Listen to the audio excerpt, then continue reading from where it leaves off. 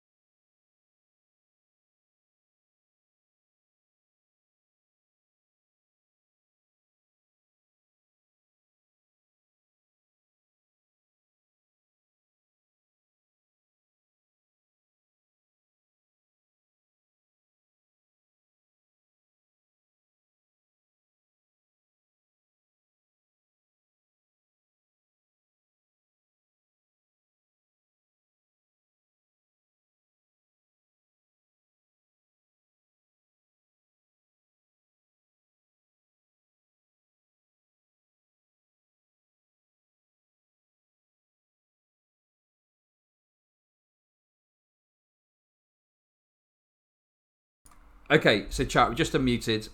We had a discussion about something private. Now, Darkcon has asked me whether him and the other channel, Lord of Patriarchy, any channels I've ever debated. I've debated. I've been on like panels. I've debated some kind of lefties, some liberals that I know. I've posted debates, but in terms of conservatives, yeah, I think yourself and Lord of Patriarchy will probably be the only right wingers off the top of my head. Yeah. I've had. I'm not exactly fully conservative, and I know that he's not conservative in Okay. hardly any manner of the word. But either way, so me and him are like the only two really, truly dissenting detractors that you have ever talked to. I mean, I've had other people that have like responded to my videos, and I've offered to debate them, but they haven't been interested. I'm always willing. My policy is if I talk about anyone on my channel or I cover anyone, I will have a debate with them. You know, and you know, even someone that's smaller in subscriber numbers, I don't really care much about that anyway. But you know, the point is, if I've talked about you on my stream, it's kind of only fair that I'd have you on. So, you know, it's not that I don't want to have people on. It's more that, you know, they don't want to talk to me sometimes. But there we go.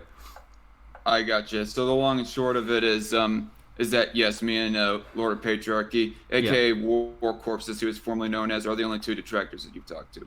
That's all right. correct. I was just curious. Technically, I've already went live on my end, but I have the intermission screen actually going up right now instead.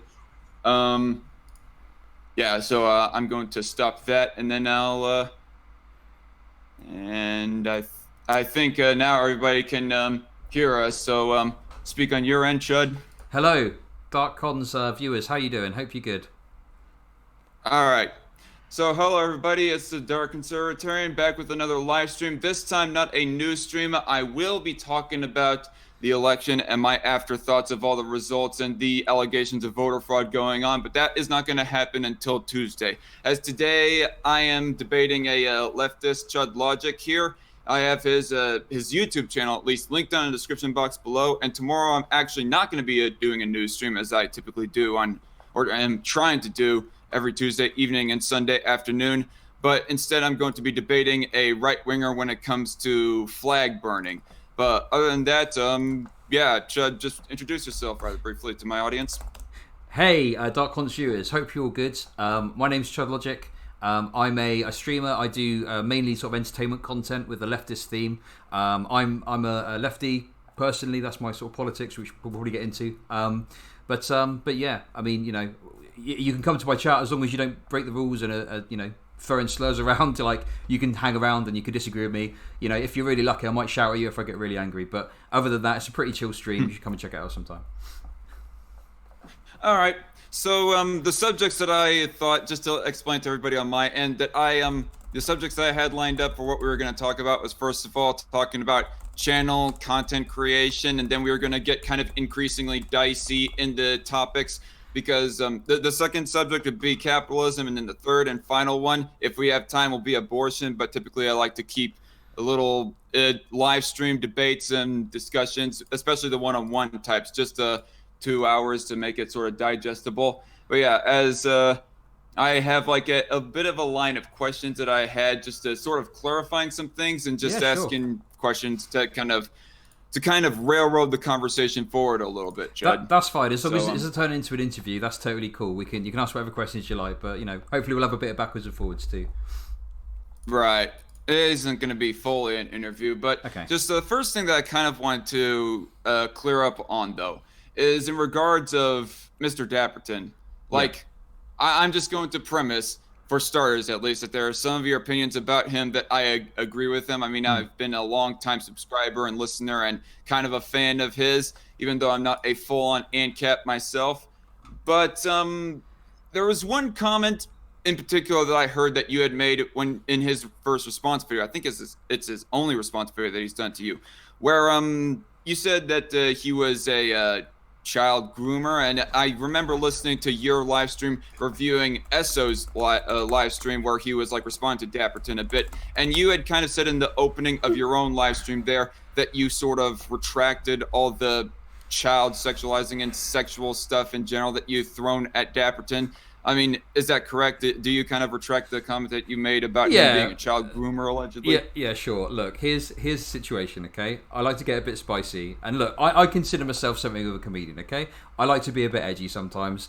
I might throw out, you know, a joke about someone being like, you know, that sort of thing. Appreciate, you know, it can be a bit upsetting and insulting to people, but I genuinely do not think that Mr. Dapperton is a child groomer, no.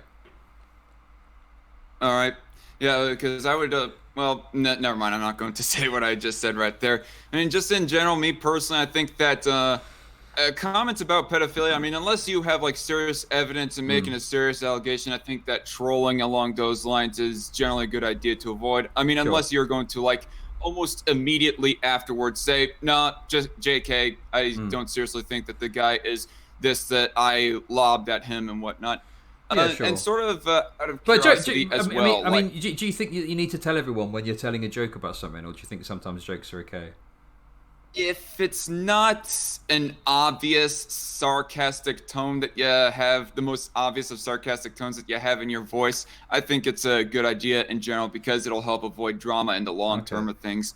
Because I know that there's like some drama that went down in one particular Discord that I'm in, where that this one person claims after that they had called another person a pedophile, hey, I was just trolling. And then after he had explained that he was only just trolling, I guess he did not say soon enough to where that just dragged on to a full long-ass argument between those two and some other parties too, for that matter. Yeah, I don't know. It just sounds like you're policing comedy there. I didn't expect you to you know, be so keen to police comedy and police jokes, you know? Maybe well, if it comes to something that is kind of almost in the territory of slander and is affecting and would likely affect someone's reputation, especially in that kind of regard, because pedophilia is a very hot button issue, and as it can be generally said, pedophilia is like generally an immoral thing. It's accepted as an immoral thing that should be completely avoided at all times. Nazism is almost objectively immoral, believing in that stuff as well, but not to the same degree as, not quite there to the same degree as pedophilia, anyways. Okay, so we can't joke about anything like rape, incest. Is there what? Give me a list. What are like kind of moral issues we can't joke about, or you think we should avoid joking about, or make clear that we're joking about? If you're accusing somebody of being a rapist, that's where and it's not clear that you're joking. That's when it kind of gets bordering into the slanderous territory. And but if you are like making a joke about some rape that happened in the past, it's already known to have happened, and yeah, the truth is already known about it and whatnot. Or you're even like joking about yourself being raped or whatever. That doesn't quite get into slander territory. Okay. I mean, I don't want to get too policing. I'm not into joke policing. Just comes to pedophilia in general. That's the one exception, at least. Okay. In my opinion. No, that's fine. I mean, my position is fairly consistent. I think that people should be able to joke about whatever they want, and then it's more so up to the court of public opinion to decide whether they think it's acceptable or not, and the criticism comes in, you know. But yeah, are you consistent on that across the board? Like, what if like a right winger made some sort of distasteful jokes? Would you, think they should say they're joking too, or? What kind of I mean, if you're talking about a right winger calling a leftist a pedophile, well, then yeah, I think that they should clarify, like the moment afterward. No, I'm just joking, or just be obvious of when that you're confronting, when you get confronted. Excuse me, that you are only joking, that you're only trolling, because I don't know about you, but I am like in one current episode of drama. Not going to name any names. Well, actually, the drama might be kind of fizzled out. I don't know, but who cares? Of where that I've been called a supposed pedo supporter, but some of the parties are at least claiming that they were trolling. I mean, it's kind of a mess as to whether or not it can be known as to whether or not they are trolling or not. It's just really ambiguous. I think at least one of those people who supposedly called me a pedo supporter, even though I've made plenty of videos lashing against pedophiles or glorifying other people lashing pedophiles, not literally lashing, but you get my point there. Yeah. But one of them I think is serious, but the other ones, it's kind of ambiguous as to whether or not they are trolling or not, but all the same. Okay, cool. Right, yeah, let's continue then. So I feel like we've kind of covered that. Well, what else did you want to go over, or did you want to have a more general? Yeah, that was it. I mean, it wasn't necessarily about the idea of joking about that in of itself. It was just to clarify some things about Dapperton, because that was one of the main things that made me have kind of a lowly opinion about you originally. No offense, but since you kind of detracted that, you say that you were wrong, or well, not necessarily wrong, but that you don't really believe that. I guess it's a non-issue. I mean, by the way, I listened to like both of your live streams talking about Mr. Dapperton, responding to Mr. Dapperton, whatever. And I did not hear the comment being made. Did you private the original stream of where that you did allege him to be a child groomer?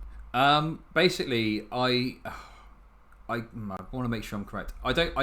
To my knowledge, I've not deleted or removed any YouTube videos that I've uploaded at all that have gone live. Any of my Twitch streams will stay up for 60 days and then they're gone forever. And I will sometimes delete Twitch streams, but often I'll do that only because I feel I've said something that will be a breach of TOS. But to answer your question, I don't think I deleted that one. I mean, it was a long time ago, so it's long gone anyway. But I mean, did you wait a second? Did you watch it on YouTube? I guess. No, I did not watch that particular one on YouTube. I watched only the two that you've made about Dapperton, where you didn't full out say that he was a child groomer. But the only thing that I had heard you make that comment was within Dapperton's own response to you. So I guess either you had made that comment in another live stream that's released on YouTube of where that Mr. Dapperton wasn't the title character of the live stream, so therefore it could not be easily searched up, or it was put on a Twitch stream that you did not save on time before it was deleted. So I don't know. Okay. It's whatever though. Okay, no worries. So to ask a little bit more about your channel, have you been on Twitch longer than you have been on YouTube? Because I noticed that you had only started like in late last year, your YouTube channel anyways. Yeah. So basically, I did my first Twitch live stream on the 19th of November. and I think my first YouTube video was the same day or maybe a few days after. But in any case, yeah, I started all of this. The Chud Logic Media Project, I started it all late November, mid-November. So yeah, not 2019. Was that both your Twitch and YouTube channel, or you started them both in late of last year? It was both at the same time. I actually set up my Okay. YouTube channel in August, but I didn't upload my first video till November. I gotcha. I didn't know if you had been around for a longer time on Twitch than on YouTube. Okay, I had a Twitter account Okay. from like July 2019, but yeah, I've not been making content for that long. You know, I mean, just a few years ago, I was into all the anti-SJW stuff, so you know, it's probably good that I haven't been around for a while, because otherwise I'd have a lot of backtracking to do on some of the videos I made. But yeah. All right. So to kind of get more into the channel content quality and so forth, I noticed that you'd be like calling other people, or at least saying that they are using anyways, rantsonas a lot. Like you use the word rantsona a lot, and I just gotta ask you, what do you define as a rantsona? Okay, so what I kind of would define as a rantsona is like a piece of art that people use in like a placeholder of themselves, right? So, you know, I mean, I see where you might be going with this. You could probably fairly describe my little picture that I've got as a rantsona. Like, I would be fairly comfortable with someone calling it that. But for me, you know, my thing is something that I've put together in like fucking 10 minutes on a fucking Chrome thing, on like a Chrome fucking glowy eye thing. What I find cringe is when people do like kind of animated rantsonas and put a lot of effort to it in it, you know. But I don't know, like I just find it funny, right? Like, you know, you got the sunglasses, the long coat, that sort of thing. Like, it's a little bit cringe. Like, you take it a bit seriously, don't you? Right? Well, maybe somewhat in the actual words that I speak and whatnot. Although I do like to have just general fun with my YouTube channel and with the editing of my videos and so forth. Whether or not people take them seriously or not, especially if somebody's opinion is so freaking subjective to where my fan base likes it, gets amusement out of it, but leftists don't get amusement out of it. I don't really care. It's just I was just a little bit confused about your some of your commentary. I did not know as to whether or not I should take it as an outright bad thing or if it's just your opinion and whatnot. But it seems like the whole animated avatar thing, you know, people using animated avatars, it just seems to be more or less not really your taste. Yeah, that's a fair way of putting it. More than anything. I mean, because there's a whole lot of. Would you consider Adult Swim cartoons to be cringy in that same regard, or not? I don't know. I don't really watch Adult Swim, to be honest. I don't know. I'm not really into cartoons, to be honest. I mean, I don't have a problem with people that are. Like, if you like a cartoon, that's fine. It's your personal taste, you know. It's just I find it funny, and my audience find it funny when I find these kind of, you know, obscure channels that have got these funny rantsonas, and we just sit and laugh at them. That's kind of a lot of my content, you know. So, yeah, it's if you, I don't know what to tell you. Like, it's just like I enjoy making the content. People enjoy watching it. We find it funny. No, it's no real biggie. I was just curious on that front. Yeah, don't take it personally, okay? Like, it's just funny. No, I didn't really take it personally any real technical offense to it. So okay, next question that I had lined up. I just gotta ask, like, in that throughout that whole live stream, you were calling my format and my 2 cents format, and I think to an extent Night Shift's format cringe. So I just gotta ask you, what format do you not consider cringe as far as content creation goes? Oh, that's a very broad question. I don't know, like. Well, like, if I could give you an example, maybe. Yeah, sure. PSA Sitch, his videos and his live streams. Do you think those are cringe or not? I've not really watched that much of that content, to be honest. I probably, if I would probably find it a bit cringe. I don't know. To me, it's about how seriously someone takes it, and you know, I think some people just take it a little bit too seriously. Like, I don't know. A lot of this is just fun to me. I just see it as fucking, you know, it's just funny. I just laugh at stuff. Like, I don't know. Like, it's a very difficult question to answer, right? Like, maybe the PSA Stitch is cringe. Maybe, I don't know. If I watched it, I probably would say it's cringe. But in terms of example, what isn't cringe? Well, like, then again, he does use a lot of cartoons and animations in his videos and whatnot. Yeah, So, I mean, yeah, I probably would, to be honest. But yeah, I don't know how to answer that, to be honest. Like, what isn't cringe? I mean, so H Bomber Guy would be somebody who you obviously respect and don't find to be that much cringe most of the time. Am I correct in that assumption? I think that like some of the bits that he does can come across as a bit cringy, but I do enjoy kind of H Bomber Guy's content, and you know, obviously H Bomber Guy in many ways is a precursor to me in some ways, I would say, because he's the one that like would bring up Davis Arini and point out all the stupid shit he did on his channel and laugh at him and stuff like that, you know, like. But bear in mind, cringe is not just isolated to rant soners. You can have a person that's real on the screen and it can still be cringe, right? Yeah, I understand that. But in your opinion, for something to fall under your opinion as cringe, an animated format that is more likely to fall under cringe as opposed to a live action format like H Bomber Guy does. Yeah, I guess so. I mean, it's very difficult to quantify, right? Like it's based on literally on my feelings. Like I can't scientifically prove to you something's cringe. Like it's just the way it makes one feel, right? Totally just asking about your opinion. Yeah, I don't expect there to be like an objective standard or measurement as to help define this and whatnot. Yeah, okay. But yeah, like, I don't know. Like, I watch something, and obviously the stuff that I tend to watch, I don't really find cringe. It doesn't give me that feeling. I only tend to watch cringe on stream because it's just kind of funny to me. But anyway, I don't know. Like, yeah, I don't know if that answers your question. I don't really know what else to say on that one. So, to get a kind of increasingly dicey, in that live stream, you called me both a Nazi and a fascist, and so I just wanted to ask. Originally, I was planning on like doing an edited response video to that live stream, but I kind of got tied up in other projects, so I thought, fuck it, we'll just have all this discussion one-on-one on a live stream. And so I just gotta ask you, why is it that you referred to me as a Nazi or a fascist? Okay. Specifically. I'm just trying to think back to what I watched. I'll be honest. I honestly cannot remember the videos that I watched that would have led me to have these opinions on you. But yeah, those are quite bold accusations. You've got me a bit here, to be honest. To kind of help jog your memory, a little bit. On that live stream, when you had seen the thumbnail where I was doing kind of a satirical Nazi salute, that was when that you started referring to me as the Nazi dude or the Nazi guy or whatever. Yeah, okay. Why? Okay. Why did you put up a thumbnail of you doing a fucking Roman salute?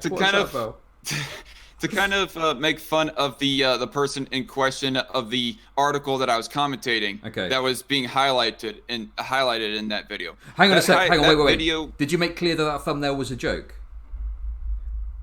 I kind of thought that it would have. Okay, the thumbnail itself was meant to grab attention, okay. And the thumbnail at least kind of grabbed your attention. Although I do not know if the title did, because the title. If I can pull it up here for a second, the title went something along the lines of "You're a Nazi if you like hard rock." Okay, supposedly. Because you said earlier that if you joke about the title alone, you said earlier if you joke about like sensitive things, you should make it clear that you're joking. Obviously, it wasn't clear to me that you were joking. So don't you think that you're failing your own standard there? Well, I would have thought that the title itself would have made it kind of obvious that it was a joke. You're a neo-Nazi if you listen to hard rock! ! That was the title of it. And plus I had like freaking Led Zeppelin on the thumbnail as well. Okay. And there was points in that live stream. I mean, if somebody was to actually go in and listen to that video, watch it, whatnot, there was one point of where I was all like, oh, look, I'm wearing a Guns N' Roses t-shirt. I guess that means I'm a neo-Nazi, everyone. Okay, fair enough. Well, look, that was the nature of it. But you know, you understand. It was just to grab attention and be kind of clickbaity, I guess, to get somebody to possibly listen to the video. Sorry, you go on. I was just gonna say, like, because you know, you understand, like, there's potential there for someone to be scrolling for your channel. They might see that and not get the joke, right? And they'll just think you're a Nazi. Well, I understand the risk that I was getting into of somebody just accusing me of being a Nazi just by looking at the thumbnail alone. Because I've had it happen to me before. People would make judgments or accusations to me based off of the more milk toast of things that I present on my YouTube channel without actually looking at the full context, actually looking at the video to see what the context might be and so Fair enough. Yeah, sure. like when it comes to gender spectrum, which I don't really intend to get into the whole gender spectrum debate. Seems that you debated that full well long enough with War Corpse in one of your live streams with him. But nonetheless, I was just saying as to how I disagree with the gender spectrum, and one person was taking me out of context, thinking that I was just full out looking for people to hate on trans people, when really, no, not really. I just disagree with the idea. I do not want people to hate other people because they might believe in or claim to be on the gender spectrum. Sure. Well, look, I mean, I guess that, like, again, you need to bear in mind that, like, if I'm going through someone's channel and they're doing like a Roman salute, that's just an easy kind of like jab to make, right? Like I don't know. To be really honest with you, now in this debate, I don't know enough about your political viewpoints in order to accurately say, oh, I think you're a fascist or you're not a fascist, right? Like, in fact, I tell you what might be useful at this point, because we haven't really got there yet. We can do this each way. What is your like political ideology? I like to call myself a conservative libertarian. That's what conservatarian is. It's like a meshing of the word conservative and libertarian.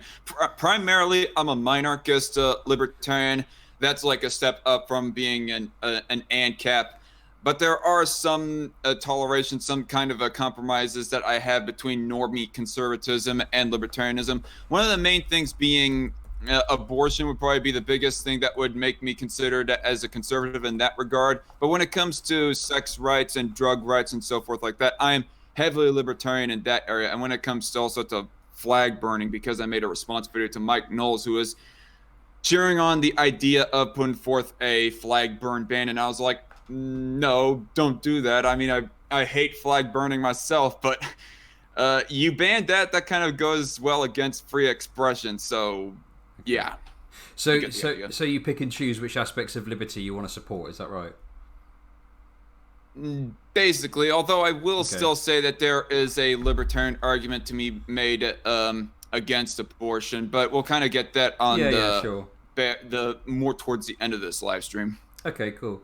Look, by the way, I want to address my live chat very quickly before you go on. Why are we still talking about the SO versus DAP spat? Good grief, get over it already. Let them burn. I was not trying to get fully into the SO versus DAPs drama. I was just referencing the live stream where that Chud was talking about the DAPs versus SO live stream to try and make my point and clarify as to whether or not that Chud still thinks that DAPs is a child groomer or not, in which he clarified that he does not. I mean, yeah, not going on long about it, just to reassure the live chat. And by the way, I do have a lot of ANCAPs within my subscriber base. I mean, me being closely associated to my 2 cents and all. But go on. You're about to say something? Yeah, okay. I mean, I'll do the same. We'll make it this really easy. I'll just lay my cards on the table. So, like, I call myself a lefty or a leftist or something like that. I don't really buy into like a specific strand of leftism. I just call myself a Marxist. My views are all based on the central point of the idea that everyone is the outcome of their socioeconomic circumstances. That's it. That's my political ideology. Anything that can help improve people's socioeconomic circumstances, the better, that's basically my political ideology. So yeah. Okay. And so I guess we'll kind of move on from the whole Nazi and fascist sort of thing and get into the whole economics portion of this debate, clocking in at about 25 minutes on my end. Yep. So would you consider yourself a socialist? Yeah. I mean, you said Marxist, but just to kind of clarify further. Yeah, I mean, I don't like sort of. I'm not wedded to a particular like economic system of like, oh, this is specifically how we should set things up and we should get things going. My whole thing is there something that could have a positive benefit for the working class? If the answer is yes, I'm interested in exploring whether that can be implemented. All right. So I gotcha. So generally, you would say that you're a socialist, but there are some compromises that you feel comfortable enough on making. Like, say, for example, small mom and pop shops want to continue owning their stores. That would be where you see that there can be room for compromise, in your view. I would say that, like, for me, the idea of having one person in control of any business is not an acceptable outcome eventually. I think that at the moment our biggest concerns are like big corporations and the sort of monopolistic power that's being accrued within those institutions. I think mom and pop stores are not as much of a concern for me, but I think that, like, inevitably, under my kind of ideal system, we would get to the stage where everyone who works in a business has some sort of stake in it, over and above just working there and getting paid a salary based on what the owner of the company thinks is fair. But like I say, that's something that, like, is down the road. It's not something that's going to happen tomorrow or in 4 months' time or in 12 months' time. So, whilst I could sit here and tell you, oh, this is what I want my utopian society to be, it tends to be that those conversations just end up being discussions about what is possible and what isn't possible, and that kind of stuff. But generally speaking, if something is going to improve the conditions of the working class, I'm for it. But yeah, I don't know if that answers your question. That's broadly my perspective, I guess.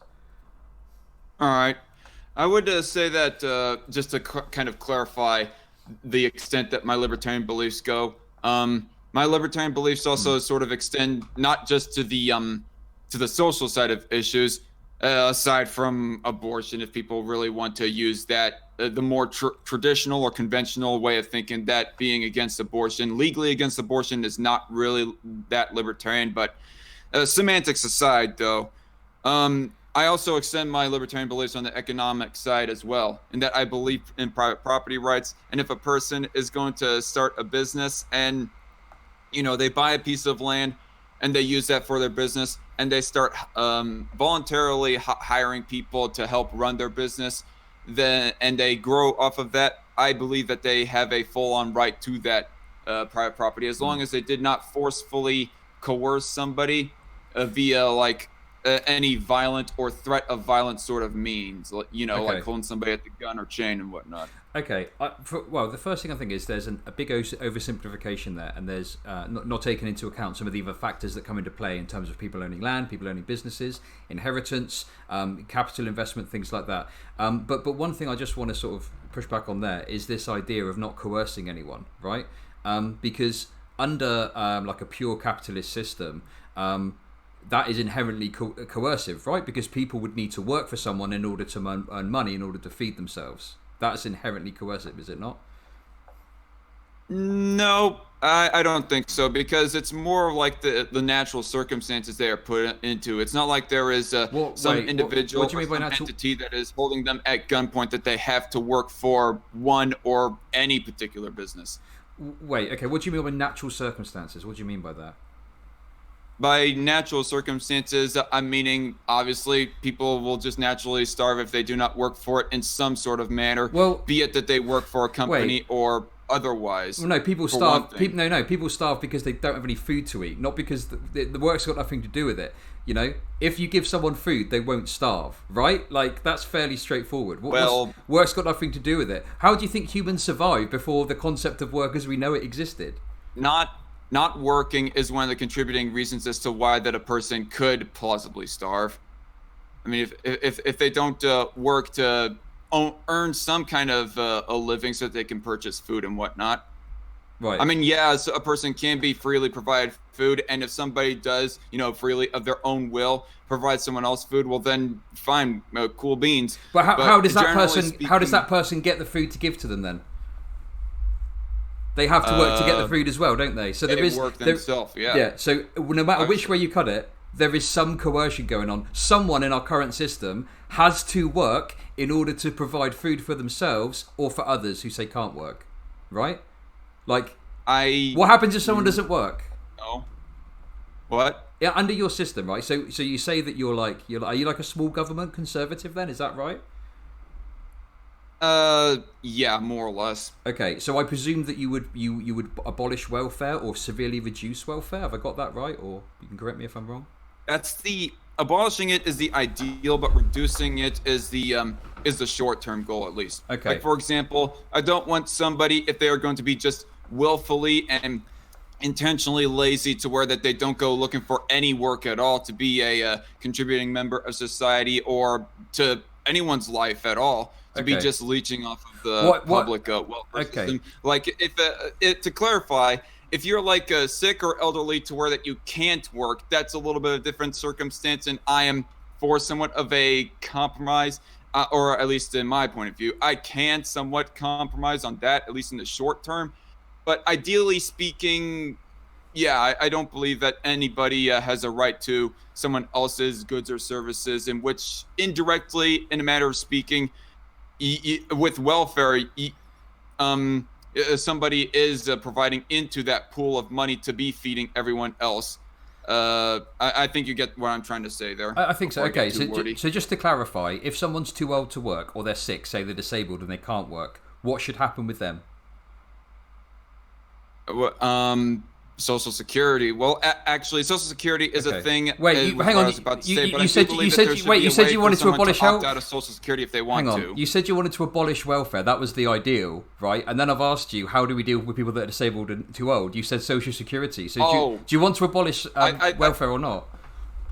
Okay, I thought you were asking that question of the short-term circumstances of what my compromising beliefs are, not what my ideal beliefs are. I did not know that you're asking about my ideal. But sure. In the ideal circumstances, though, ideally they would be provided by other family and friends. What if they're not? What if they got no family and friends? What happens then? What? What I think? Okay, of course you were going to say. I get it. If they got family or friends, they'll feed them. What if they haven't got any family or friends? What if they're alone in a house? They're sick and disabled. There's no welfare system. What happens to them then? No one's willing to provide for them. What happens to them? Ultimately, I guess they would die at that point. Okay. So there was this one good Economist article, which there's a paywall in front of it, unfortunately. But fortunately enough for me, I was able to glitch myself past the paywall. I do not know how it was, but I was able to read the full thing. That basically in third world countries like India and so forth, but before the lockdowns, at least, because it was primarily talking about the lockdowns, how it was like reversing 20 years of poverty reduction. But basically, in India and other third world countries, people were still able to raise themselves. Even the poorest people among them were able to bring themselves up as far as wealth and so forth goes. Even so much to where that they could provide off for their poorer family members and fellow citizens and so forth. But ever since the lockdowns mandated everybody to basically stop working, well, not everybody, that's hyperbolic, but nonetheless, ever since a lot of people were mandated no longer to work, shut down their businesses, they're no longer able to work and have leftovers to provide for those other poorer, unable to work people that would normally go to them. Hey, I need this amount of money or I need this food to eat for in the meantime until next time I come to you and whatnot. Okay, but just to clarify, in your ideal system, there is an acceptable amount of people that will die because there's no one to support them. Have I got that right? Because welfare's gone. There's no welfare. Will there be? The way you put it, it does sound kind of crass, but more or less, yeah. Okay, fantastic. A small minority that would. And you call that your ideal system? Ideally, if you're talking about the system itself, the way that the government works and whatnot, yeah, but ideally, those minority of people would not even starve. Ideally, people would just, of their own private interactions, be providing for them. Yeah, no, I know all this, yeah. But what if there isn't? That's my question. And your answer is, if there is someone that exists that's too ill or too old to work, and there's no family and no friends and no one around them to provide this charity, you are happy for them to just die. You accept that's an acceptable outcome for you in your ideal society. Sorry. Within the ideal system of government, yes. Okay, good. Okay, what do you want to speak? Like I said before, basic bitch welfare for those who are completely unable to work, and we can even chalk this up to single moms that end up being, having a child or two and are unable to work because of some kind of life circumstance as well. They can be provided for as well, who are too busy to work because they have children. but like I said, welfare in that regards is somewhat of a compromise in my point of view, which is why I cannot call myself a hardcore ANCAP, which I guess a person can go off on a limb that I'm also not a hardcore minarchist either in regards to the welfare system. I Okay. just admit to harder right people that, yeah, I realize that people don't have a right to welfare, ethically speaking, Okay. anyways. But I'm a bit confused basic then. bitch welfare don't So you go want on. you want to reduce the size of the state. I guess my question would be, if you're reducing the size of the state, A, who is going to decide who deserves welfare and who doesn't, and B, like how are we gonna fund it? Wait, who decides who gets welfare and who doesn't? Yeah, because you want to reduce the size of the state. You said, right? You're a minarchist, so that means you only want state to cover some fundamental basics. You say you want it to include welfare, but if you've got a minarchist government, I'd imagine taxation would decrease significantly. And I guess I'm just wondering, who do you decide who gets welfare, and how do you fund it in your short-term system? I guess I don't quite understand the question. I mean, I guess I just thought it would be like a self-explanatory sort of thing that we as a society would decide that if outside that outside of sick and disabled or too elderly to work, or even a single mom who's too freaking busy, that outside of that they would not get welfare. Sure. Okay. Because you I mean, understand we the said way welfare we works we is elect means tested, right? So like like in the UK and America's probably the same. You have to there's means testing for welfare, so you have to hit certain criteria in order to get right, welfare. So if you right. want to have this reduced government and you want to limit taxation, which I presume is one of your positions, maybe I'm wrong, but I'm presuming that's correct. Yes. Okay. Well, You're correct. how do you decide who gets it, and how do you fund it if you've got a smaller government and less income coming into the government through tax? How do you decide who gets it? How do you fund it? I mean, how we would decide is that a person applying for welfare is that like you kind of implied there, they would be means tested. There would be like Well, a who's going to list do of the means testing qualifications if that you've they would have reduced to the Who's going to do the means test? Like, are you Well, saying that there's going to be a government I mean, department for welfare? Like you're saying you want because a minarchist. obviously, Okay, but a minarchist only wants the state to deal with obviously, the I bare mean, bones of society. Like, I'm a bit confused. Like, I don't really get it. So you're not a minarchist then, are you? I mean, no, that I You am call a minarchist in the idea that there. Okay, I am for cutting down bureaucracy, but obviously there would be some head department that handles welfare, dude. I mean, it's kind of self-explanatory. I mean, I did not think that I had to annotate that. I mean, obviously there's going to be some group of people, some department that handles welfare well, that because people like turn in their welfare applications to. but minarchy is when the state only deals with the military, police, and the courts. So how can you be a minarchist if you think there should be a welfare system? That doesn't make any sense to me. Well, like I said, I guess that makes me not a hardcore minarchist, but Okay. like What I does said, that What does that mean? in Like the you either believe ideal in form minarchy of- or don't. Like you either believe that the state should provide the police, the courts, and the military, or you think it should provide more. If you think it should provide more, I don't understand how you can call yourself a minarchist. Doesn't make any sense to me. You're not a minarchist, are you? Like that's fine, but why did you say you're a minarchist if you're not? I mean, if you want to like quibble over definitions, like I said, I'm not. You a called yourself a hardcore minarchist and you're but not. whatever. Like you called yourself a Yes? minarchist and you're not a minarchist. That's fine, but like why would you wed yourself Because to I an said that- ideology? that you because I don't- said- Okay. Because I said that ideally speaking, I want to get rid of the welfare state. But Right, in the okay. short term, I realize that that is not a plausible thing that's immediately going to get done. Okay, no problem.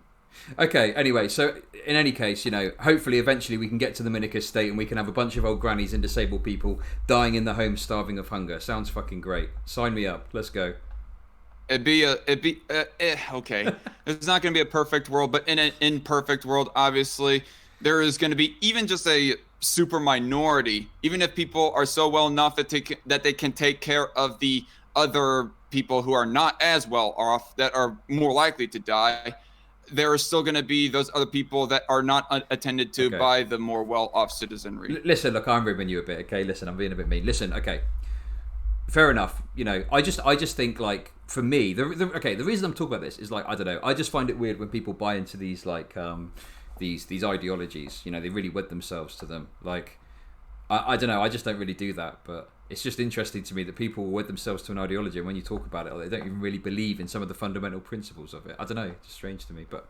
Well, I believe in it, but I guess I don't put into practice the ideal of the ideology so quickly, Okay. so soon. I mean, of course, there's going to be like imperfections in monarchy to where that some people are going to ultimately die of starvation and so forth. I mean, the same thing kind of comes to abortion as well, because there's still, if you was to like get rid of abortion entirely, which I'm just using this as an analogy. I don't want to get into the abortion discussion quite just yet, but if you like got rid of abortion entirely, or at least whenever a person wants to put down the cap, because I don't want to cap it down to 0 weeks. I want to cap it at 7 weeks, just to clarify to everybody, 7 weeks of conception, after conception. If it was to be put down to that, obviously there's going to be those mothers who are like already past the 7 week point and that are going to end up dying because they are so freaking desperate to want to do a self-induced abortion or other means. But it's, yeah, be it super minority or otherwise. Okay, cool. Well, look, is there anything that you want to ask me? I've quizzed you a bit about your beliefs. Is there anything you want to ask me about mine? All right. Well, I do not know if there was anything that I wanted to quiz you particularly. Okay. I mean, I guess there is one question that comes to mind right now that I don't have written down. How would you, as a socialist, how would you explain off the USSR and Mao's China? Why have I got to explain the USSR and Mao? I mean, those seem to be kind of bad examples of socialism in practice. Well, here's it started off. It started off as an idealist movement of where that the workers, via revolution, grant you. I mean, there's some of those. Excuse me. I mean, obviously, there's some of you far leftists and socialists that want to do the reform route, but pardon me. But nonetheless, there are. It was still an idealist movement of where that we were going to put the means of production in the workers' hands via revolutionary methods. But then eventually you had these figures that would just accumulate so much power to where that it would end up in death and just not total control, but most control over society. Almost total control over society. Okay. Well, okay. I mean, my answer to that is like, I mean, I'm not sure. How do you like those two? I guess is what I should ask. I mean, if at all. Yeah, I think like the USSR and Mao's China, the fact they no longer exist is due to a number of complicated reasons. One of them being that the projects were inevitably failures. Whilst there are some external things you can point to, such as imperialism, I don't think that lets them off the hook completely. There were deep-rooted problems in the USSR, in Mao's China that I wouldn't want to repeat. But here's the thing, right? So as a Marxist, as someone that believes in dialectical materialism, material analysis, right? My perspective is that the events of the world are shaped, and people, everything is shaped by the material conditions. So even if I came into this conversation, and let's say I was like a hardcore tanky, right?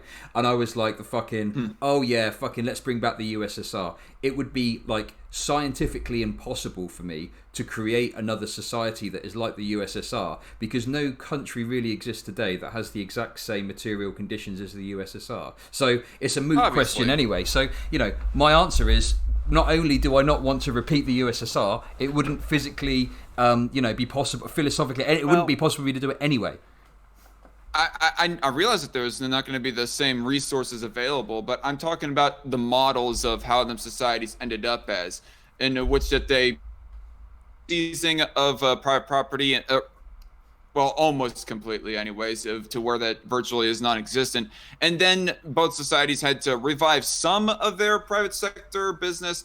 I can't remember what it was exactly. It's called special economic zones. Both countries at the time, right after the revolutions, or a few years after the revolutions, had to put into place these special economic zones to where that people were allowed to privately invest and whatnot, and they would basically tax off of those businesses to sort of boost up their economies, because they realized that they were failing initially with their public ownership of practically everything within the economy. Yeah, sounds like. And even like afterwards, there was so much death. Like tens of millions of people because of their economic models and so forth. Yeah, that sounds like a question you want to ask someone that's like very supportive of the USSR. As I say, not only Okay. you know, do I not like think we should repeat that? I don't think we can repeat it. But further to that, as I said at the start of this conversation, I'm not wedded to one particular specific ideology. I'm not a Marxist-Leninist. I think there's maybe some ideas that are worth exploring from that ideology, but I'm not suggesting that like that is the one true way to implement what I think. I think anything that helps improve the material conditions of the working class is worth considering. If we look at it, and that looks like that might end up in the death of like, you know, millions of people, then yeah, obviously I'm not going to be down with that, you know. So yeah, I don't know what to tell you. All right, so Chud is not a tanky, y'all. Yeah, I'm not a tanky. Yeah. Not that I'm saying that anybody was accusing you of No, that, no, but sure. I just thought I'd say that to kind of sum up that part. But would you say that you're more of a reformist, that you're for the government stepping in and gradually taking in all private property to eventually put it in possession of the workers? I mean, I think that like that potentially can lend itself to you know, like authoritarianism potentially. I don't know. I mean, I'm not. I don't call myself an anarchist, but I do think that like a decentralized sort of system is probably. I mean, look, I'm no economist, right? So like, I don't know all the answers. I don't have it all figured out. I don't know what my ideal system would be. The kind of things that I'm interested in looking at and talking about are things that we can achieve realistically, you know, within the next 10, 20, 30 years. So for example, one idea is like, let me put it to you like this. So you spend, I mean, I don't know if you do a job or whatever, what you do, but you spend, you know, okay, so you spend most of your waking hours in your workplace, right? Roughly, probably about half. About half, okay. So let's say it's half of your time is spent in your workplace, right? Your half of your waking hours. So half of your waking hours, you were told what to wear, when to go into work, when to leave work, what work you have to do, right? If you don't work hard enough, you get punished or you get in trouble or whatever. And if you work over what you're supposed to, you might occasionally get a little treat from the boss for working a bit harder than you should, right? My point is, you the beck and call of your boss all of the time, constantly. What I would want to see introduced is, at the start at least, at minimum, the ability for workers to have some say over the conditions of their workplace, right? So I think initially you would want to do that through unions. So workers should, in my mind, unionize in order to have bargaining power so that they can bargain with their employers in order to get favourable terms for the workers. That would be my initial thought process. Now, workplace democracy is something I'm interested in as well. But yeah, I think initially people unionizing to increase their bargaining power so they get better conditions from their work, I think that would be a good first step towards the kind of society I want to see.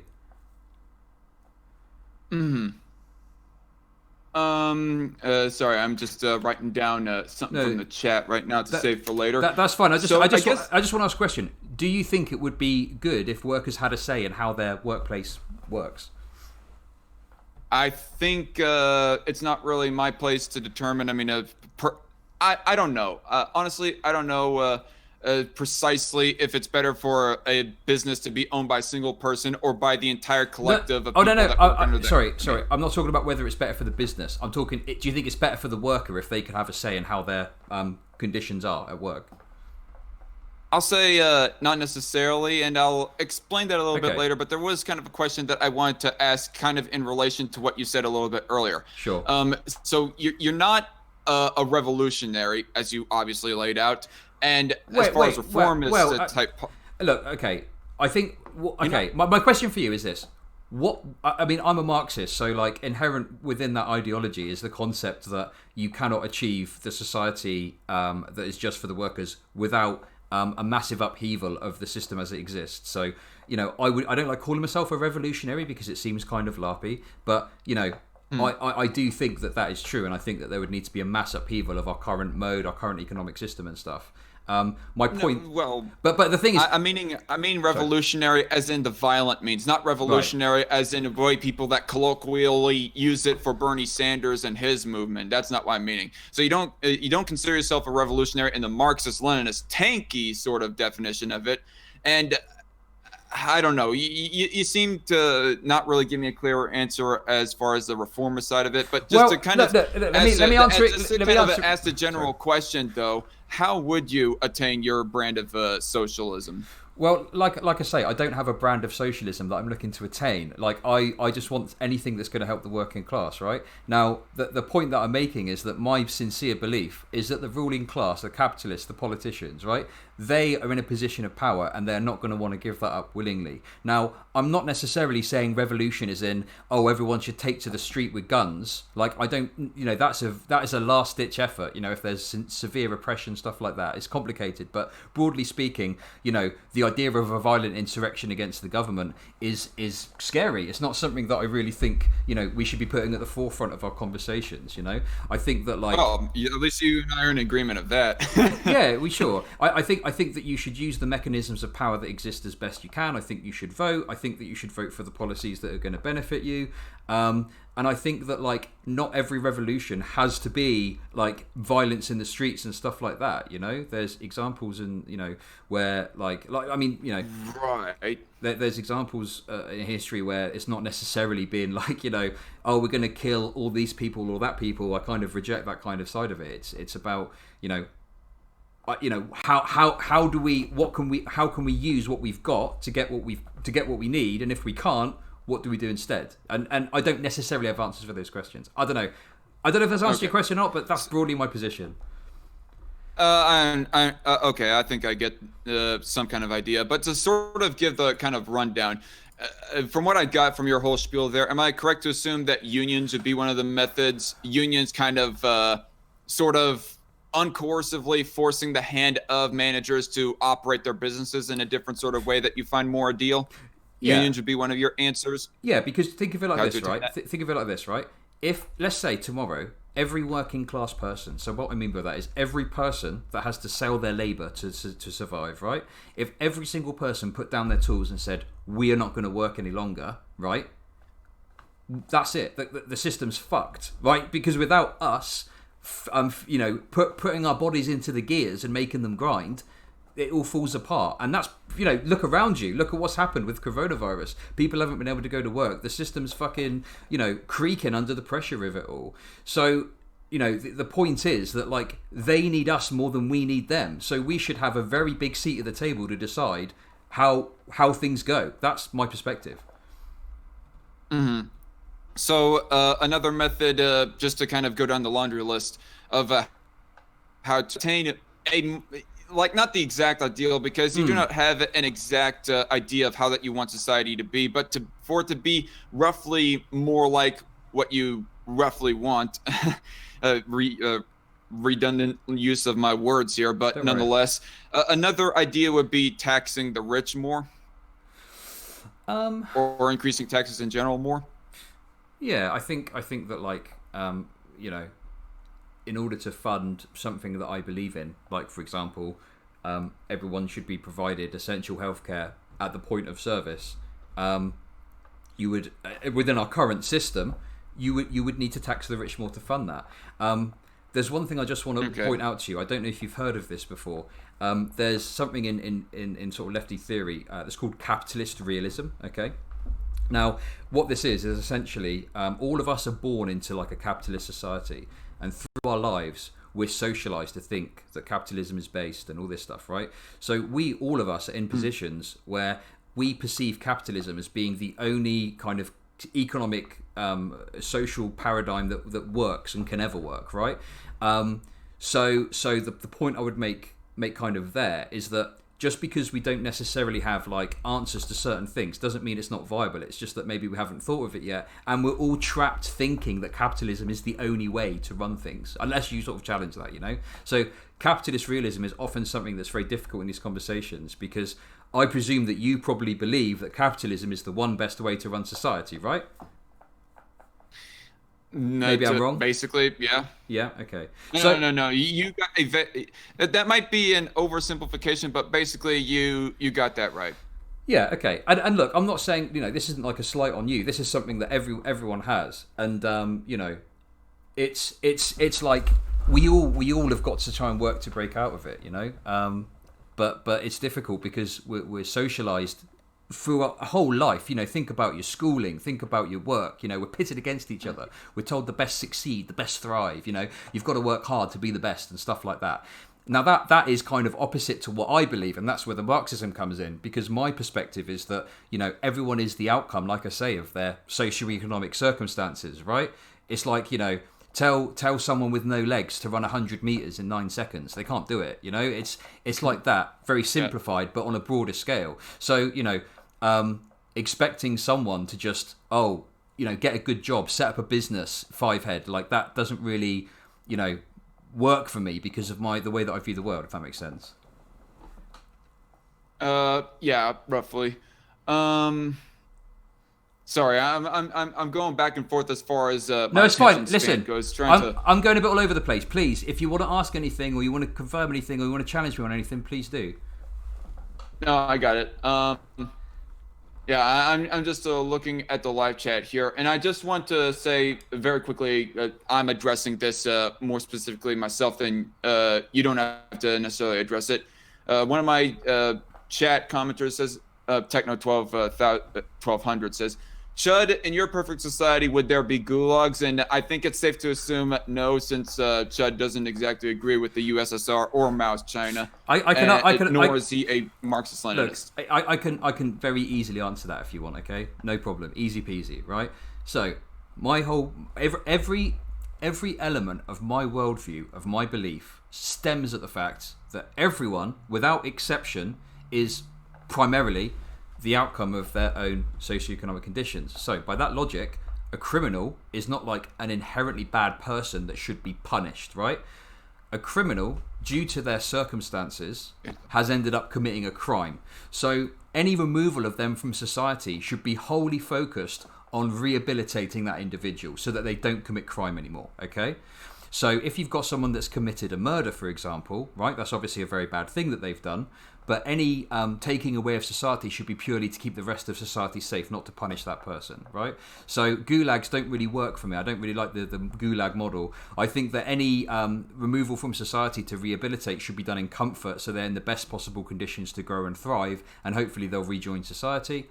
If there was someone there that, say, had a brain damage or like a really bad mental health issue that led them to the position where they're going to commit crime no matter what, it doesn't matter how well you treat them, it doesn't matter what healthcare you give them, they're going to end up committing crime. You should.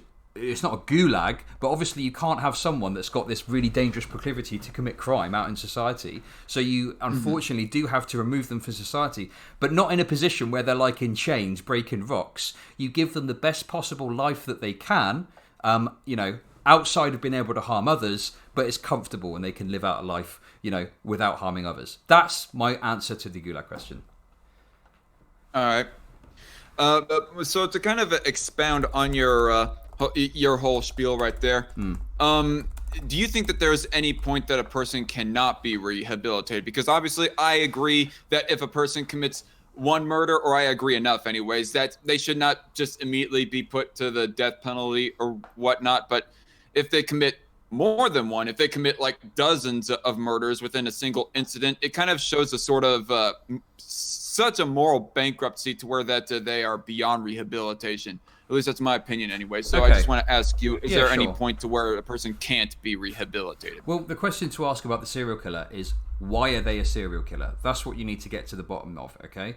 Some serial killers are the outcomes of horrible circumstances. For example, abusive parents, stuff like that. I could list it, but you get the idea, right? They're brought up in horrible conditions. They're victims of abuse themselves, etc., right? So, they didn't ask for that. They didn't ask for that to happen to them. Like, especially if they're like a kid and stuff, like I say, they're the outcome of the circumstances. So, I don't think that there's like, it's obviously very immoral what they've done broadly, but they're not inherently immoral. They've just had a bad fucking roll of the dice through their life, and it's led to this horrible tragedy. So yes, it should be the focus, it should be on rehabilitation.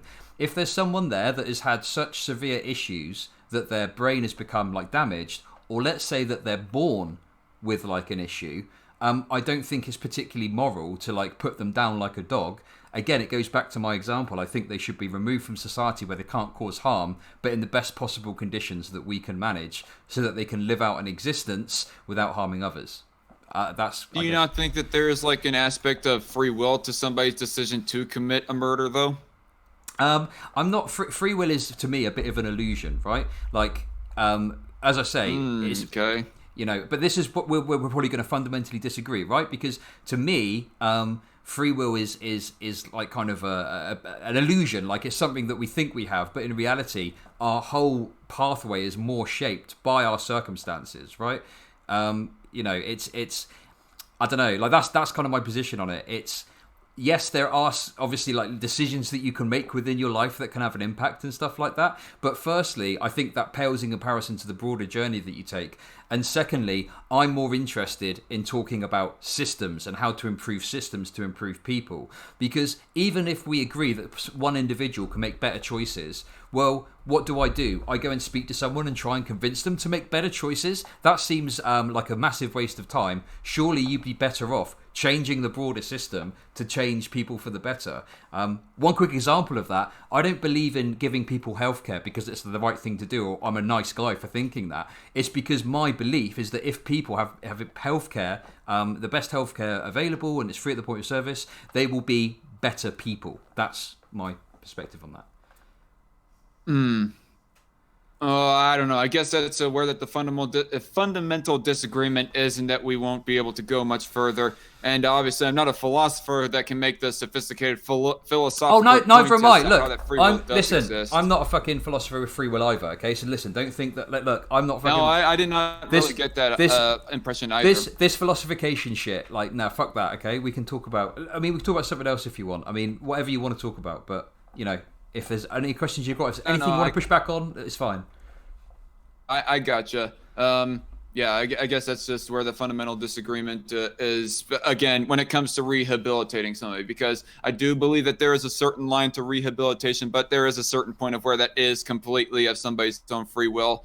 To where that they might not be inherently immoral because some circumstances of which that they were raised with that might have made them twisted their mind to think that oh yeah, killing somebody is just fine, or even oh yeah, fucking a kid, that is just fine, or whatever the fuck have you, applying that to pedophiles, equally speaking to murderers. The thing I would ask, right?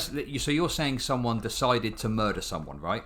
My question would be, why did they make that decision? Because to me, like, it doesn't make any sense. Like, why would someone murder someone, right? So my logic there would be, if you ask why someone did something, normally you can dig into it and you can find a reason as to why they did that, right?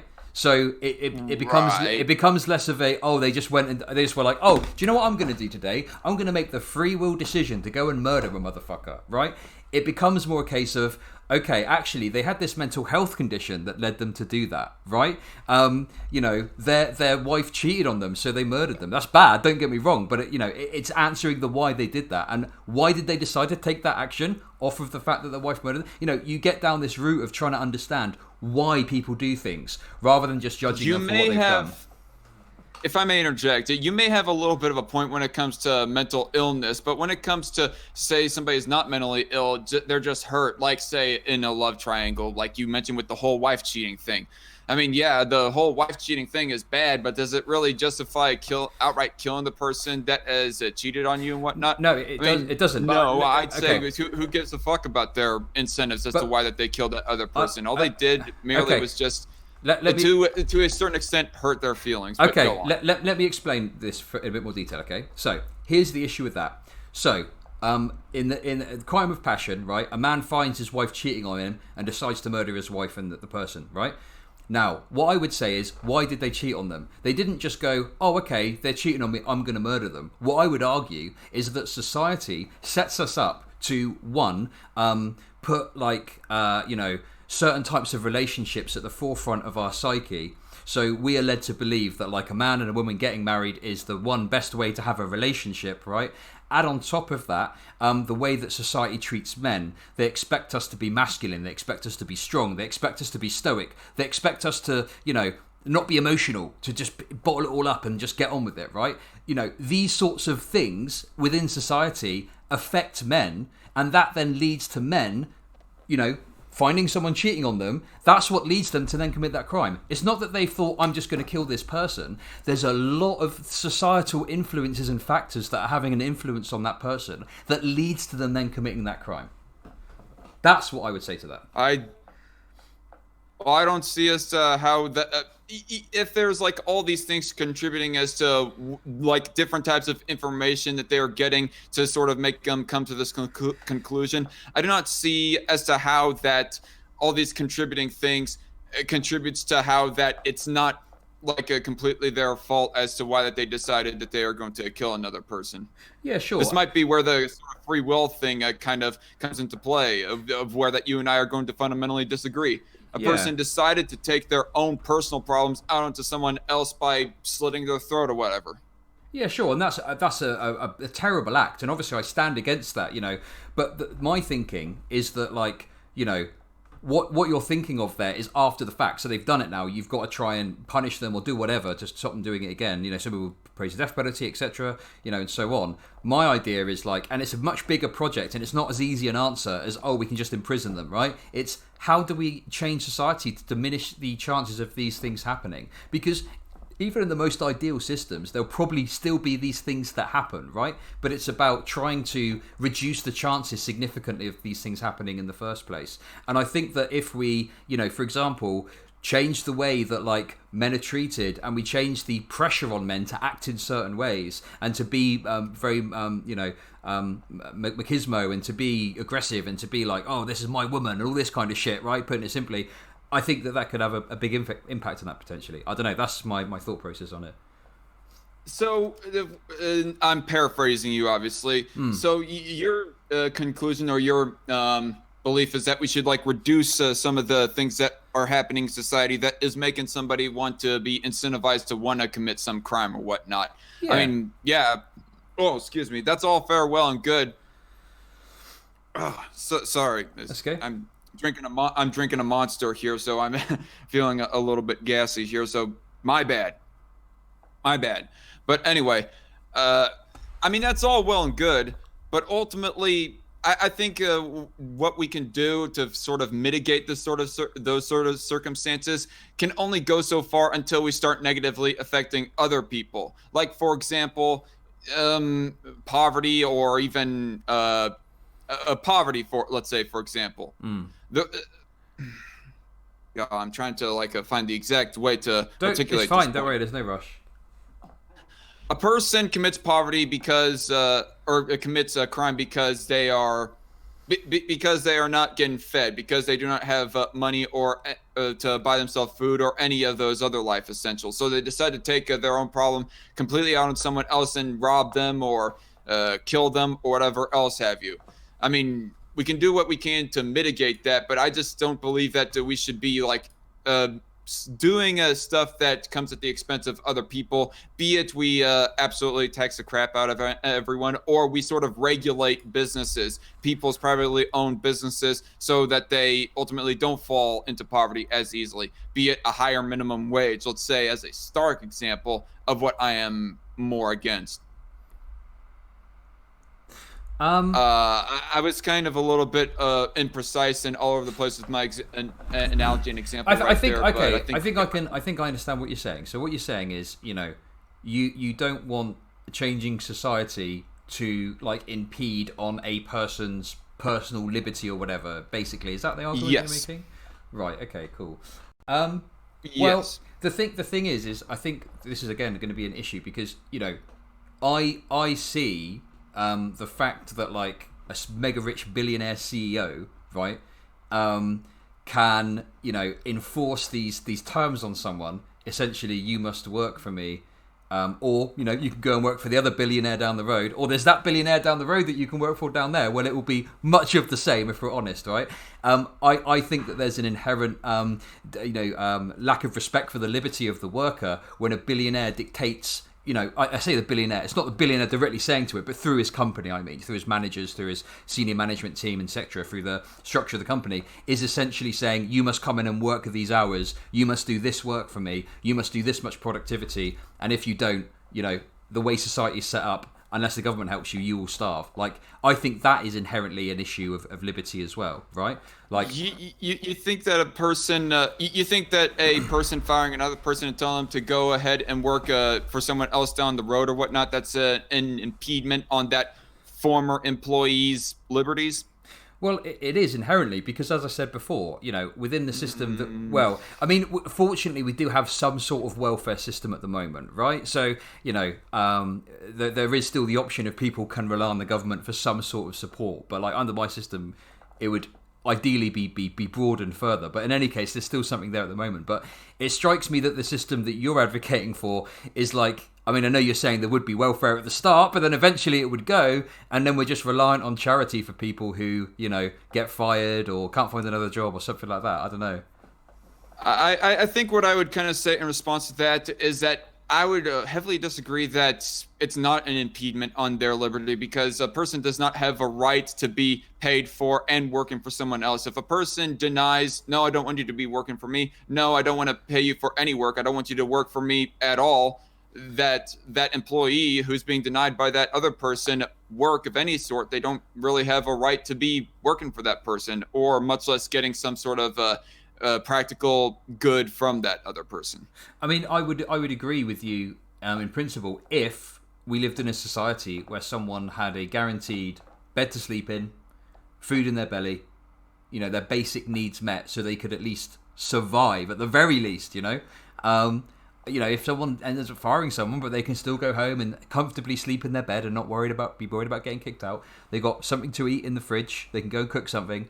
That's fine. But the reality is, we live in a system where even with our welfare system, it still fails people, and people end up, like I said in my example, you got the granny at home starving to death or freezing to death at winter, or a disabled person desperately unable to eat, starving to death. I don't think that's acceptable. If I may ask a question to kind of expedite this topic just a little bit. Yeah, sure. So I'm not saying that I agree with this circumstance, this kind of society that I am posing right here. But say, for example, if the government reformed the welfare system and funded it well enough to where that everybody was basically provided for housing, clothing, food, and maybe some other life essentials like I don't know, a way to communicate with their loved ones, free phones, for example. Well, if they were able to provide that, or and healthcare for that matter. It wouldn't have to be the latest iPhone, by the way. It could just be any phone, just something to communicate. It's fine, yeah. Oh, yeah, gotcha. Like a flip phone or something. Yeah, the flip phone's fine, yeah. Anyway, so that aside, though, so all that stuff, if the government provided all that stuff, reformed the welfare system, so it provided all that stuff, would it be all right that a business can tell whatever? Could run their business however they want and tell their employees whatever to do that does not directly cause harm to the person or impede on their rights? Well, the thing is, under my system, you wouldn't have. And by the person and their rights, I mean the employee more specifically. Well, yeah, but the thing is, you're thinking of this that under my system there'd be companies and there'd be like a big boss and they decide how everything runs, right? I guess my answer to you would be that let's say we retain that and we still have capital ownership of the means of production. My answer to that would be that yes, on the provision that there's strong unions that are not impede. So let's say you don't want to regulate the businesses or whatever. My position is, let's let these unions have really strong labor powers so that that can be a form of regulation of these companies so that the workers have, at the start at least anyway, like a minimum say in the terms. And, for example, if there was an example where a business was firing someone, I think that there should be some union ability there to push back on that and represent the employee, right? I don't know, that would be my basic take on it. Well, if you're talking about something to mitigate safety regulations, to make sure that nobody ends up in a situation to where that the boss is basically committing manslaughter to their employees or whatever circumstance might cause that sort of circumstance, well, then that's fine. But I'm talking about things like what kind of benefits you're mandating the employer to provide to the employee, what sort of wages they want to provide, and other sort of stuff like that. I mean, I think the reality at the moment with the system we live in is it would be impossible to take away government regulation for your or my system. But my belief is that if you have a strong enough union power and you have workers strong enough within a company, government regulation wouldn't be as necessary, because at the drop of a hat, a union could just say, right, you're not fucking adhering to what we want. We're just going to walk out and not work. So the business, it acts as a check and balance against the business, right? So, I mean, I don't know. That's just like one idea off the top of my head, I guess, that I've got. But like, this is, you know, like there's so many different fucking things we're looking at here. Like, I don't know. Like, it's, you know, it's. Well, I think the unions can do whatever they want as long as it does not impede on the employer's freedom of association and private property rights. Like, for example, I don't want you. For example, the employer doesn't want his employees that also fall under that union to be protesting in front of the gateway that lets the delivery trucks come on into the factory and whatnot. And they are like protesting directly on the private property, blocking that entrance and whatnot. I don't believe the union has the right to do that, but if they want to protest outside of the private property so that the trucks can like still get in, then that's fine. Just as a arbitrary example for but the thing is, if hang to on, what extent I'm fine with unions. But the thing is though, if you know, we're gonna, so you're saying that the government should be able to regulate unions but not the business, because a government would have to regulate that, right? They'd have to set the rule that the union is not allowed to protest in front of the business. Yeah. Well, I don't know if I would say so much that it's a regulation upon the union, just more like a prevention of them impeding on someone else's rights. I mean, who's going to prevent them if not the state? Unless you're talking about muck police and you have the business employ their own police force, that could get either messy. Police or private security, because there are plenty of businesses that provide that hire their own privates that work at the gates for entrance of the factory and whatnot. Okay, I don't know. I just don't really understand. So you're saying that? Let me. But if there's a strike, let me say to where that let me say to where I am fine with regulations on business. So this is a big fat if, by the way. If the government is to exist, I believe that the government's job is to provide for the basic rights of all individuals out there, the natural human rights of everybody, like their private property not being impeded on by other individuals, that be theft, that no one be impeding on their right to life, that being like murder, that person did nothing to provoke murder, like they didn't kill anyone themselves or whatever, that they do not murder someone else in that way, or in this regard, that they do not commit manslaughter either. And if there's some circumstance, some poor ass working condition to where that, there's a risk of something that's going to fall on the employees or whatever, and if that happens, that's going to end up committing manslaughter eventually. I think that there is a bit of incentive for the government to step in and say, no, secure that beam, make sure that doesn't fall on anyone. But that, again, is, by the way, a big fat if the government is to exist. That's what I think that the government's job should be. I just don't believe that the government should be regulating businesses as far as benefits and minimum wage and wage that they provide for their employees, stuff like that. I mean, I'd be happy if there were strong unions that could, regulate that themselves. But it's a two-way street, right? If like, well, the point is, a union, they can make demands of the company, right? And if the demands aren't fair, then they could say, well, we're not going to work. Like, fuck you. We're gonna protest, right? And in your example of, yeah, sure, I guess the protest could let trucks in. It wouldn't fucking matter because everyone's going to be on fucking strike. I mean, yeah, they might get scabs in or whatever to work and stuff. But the whole point of a union is you use the threat of your labour power as a tool. You say collectively, we will fuck up your business unless you concede to what we want, right? To what extent are we talking about fuck up their business? Well, I'm not talking. Okay, what I mean by fuck their business up. Sorry, just to be clear, I'm not talking about going and tearing it down. I just mean, you like we said. Okay. Workers could collectively agree to stop working. That could have a significant negative impact on that business after just a few days, after just a week. Some businesses are operating. Think about if every Amazon worker. I mean, this is a bit unrealistic as it stands, but imagine if every Amazon worker agreed that, and they're not going to work for a week. Like, that would have a significant, tangible impact on Amazon, right? Yeah, I mean, I believe that people should be fully allowed to stop working for another company if they want to. But at the same time, that business can ultimately fire them at the same time. I mean, the employment has to be a mutual agreement. Like, hey, secure this beam so that I do not get hit on the head, and at least pay me $10 an hour or even $15 an hour, if not more. And I'll continue working for you and business owner agrees to that. And by the way, Mr. Employee, Mr. Walker, you not block the trucks for them to and do deliveries and stuff like that. We have a mutual agreement there. Okay, I keep paying you, you keep working for me, you not intervene with business as usual, Sure. I mean, I would like it if, I mean, this is obviously at the very start of things, if the workers had more of a say. That's a big part of what I want, is workers having more of a say in their conditions. They spend most of their working hours at work, it dictates so much of their life. To me, it's only fair that they get to have a big seat at the table to decide what's what, and at the moment that doesn't happen. At the moment, society is weighted very heavily towards corporations, and I think that's terrible. And I think people get given a really raw deal by companies. That's I don't know. That's my well. I just don't believe that it should go to the extent of where that.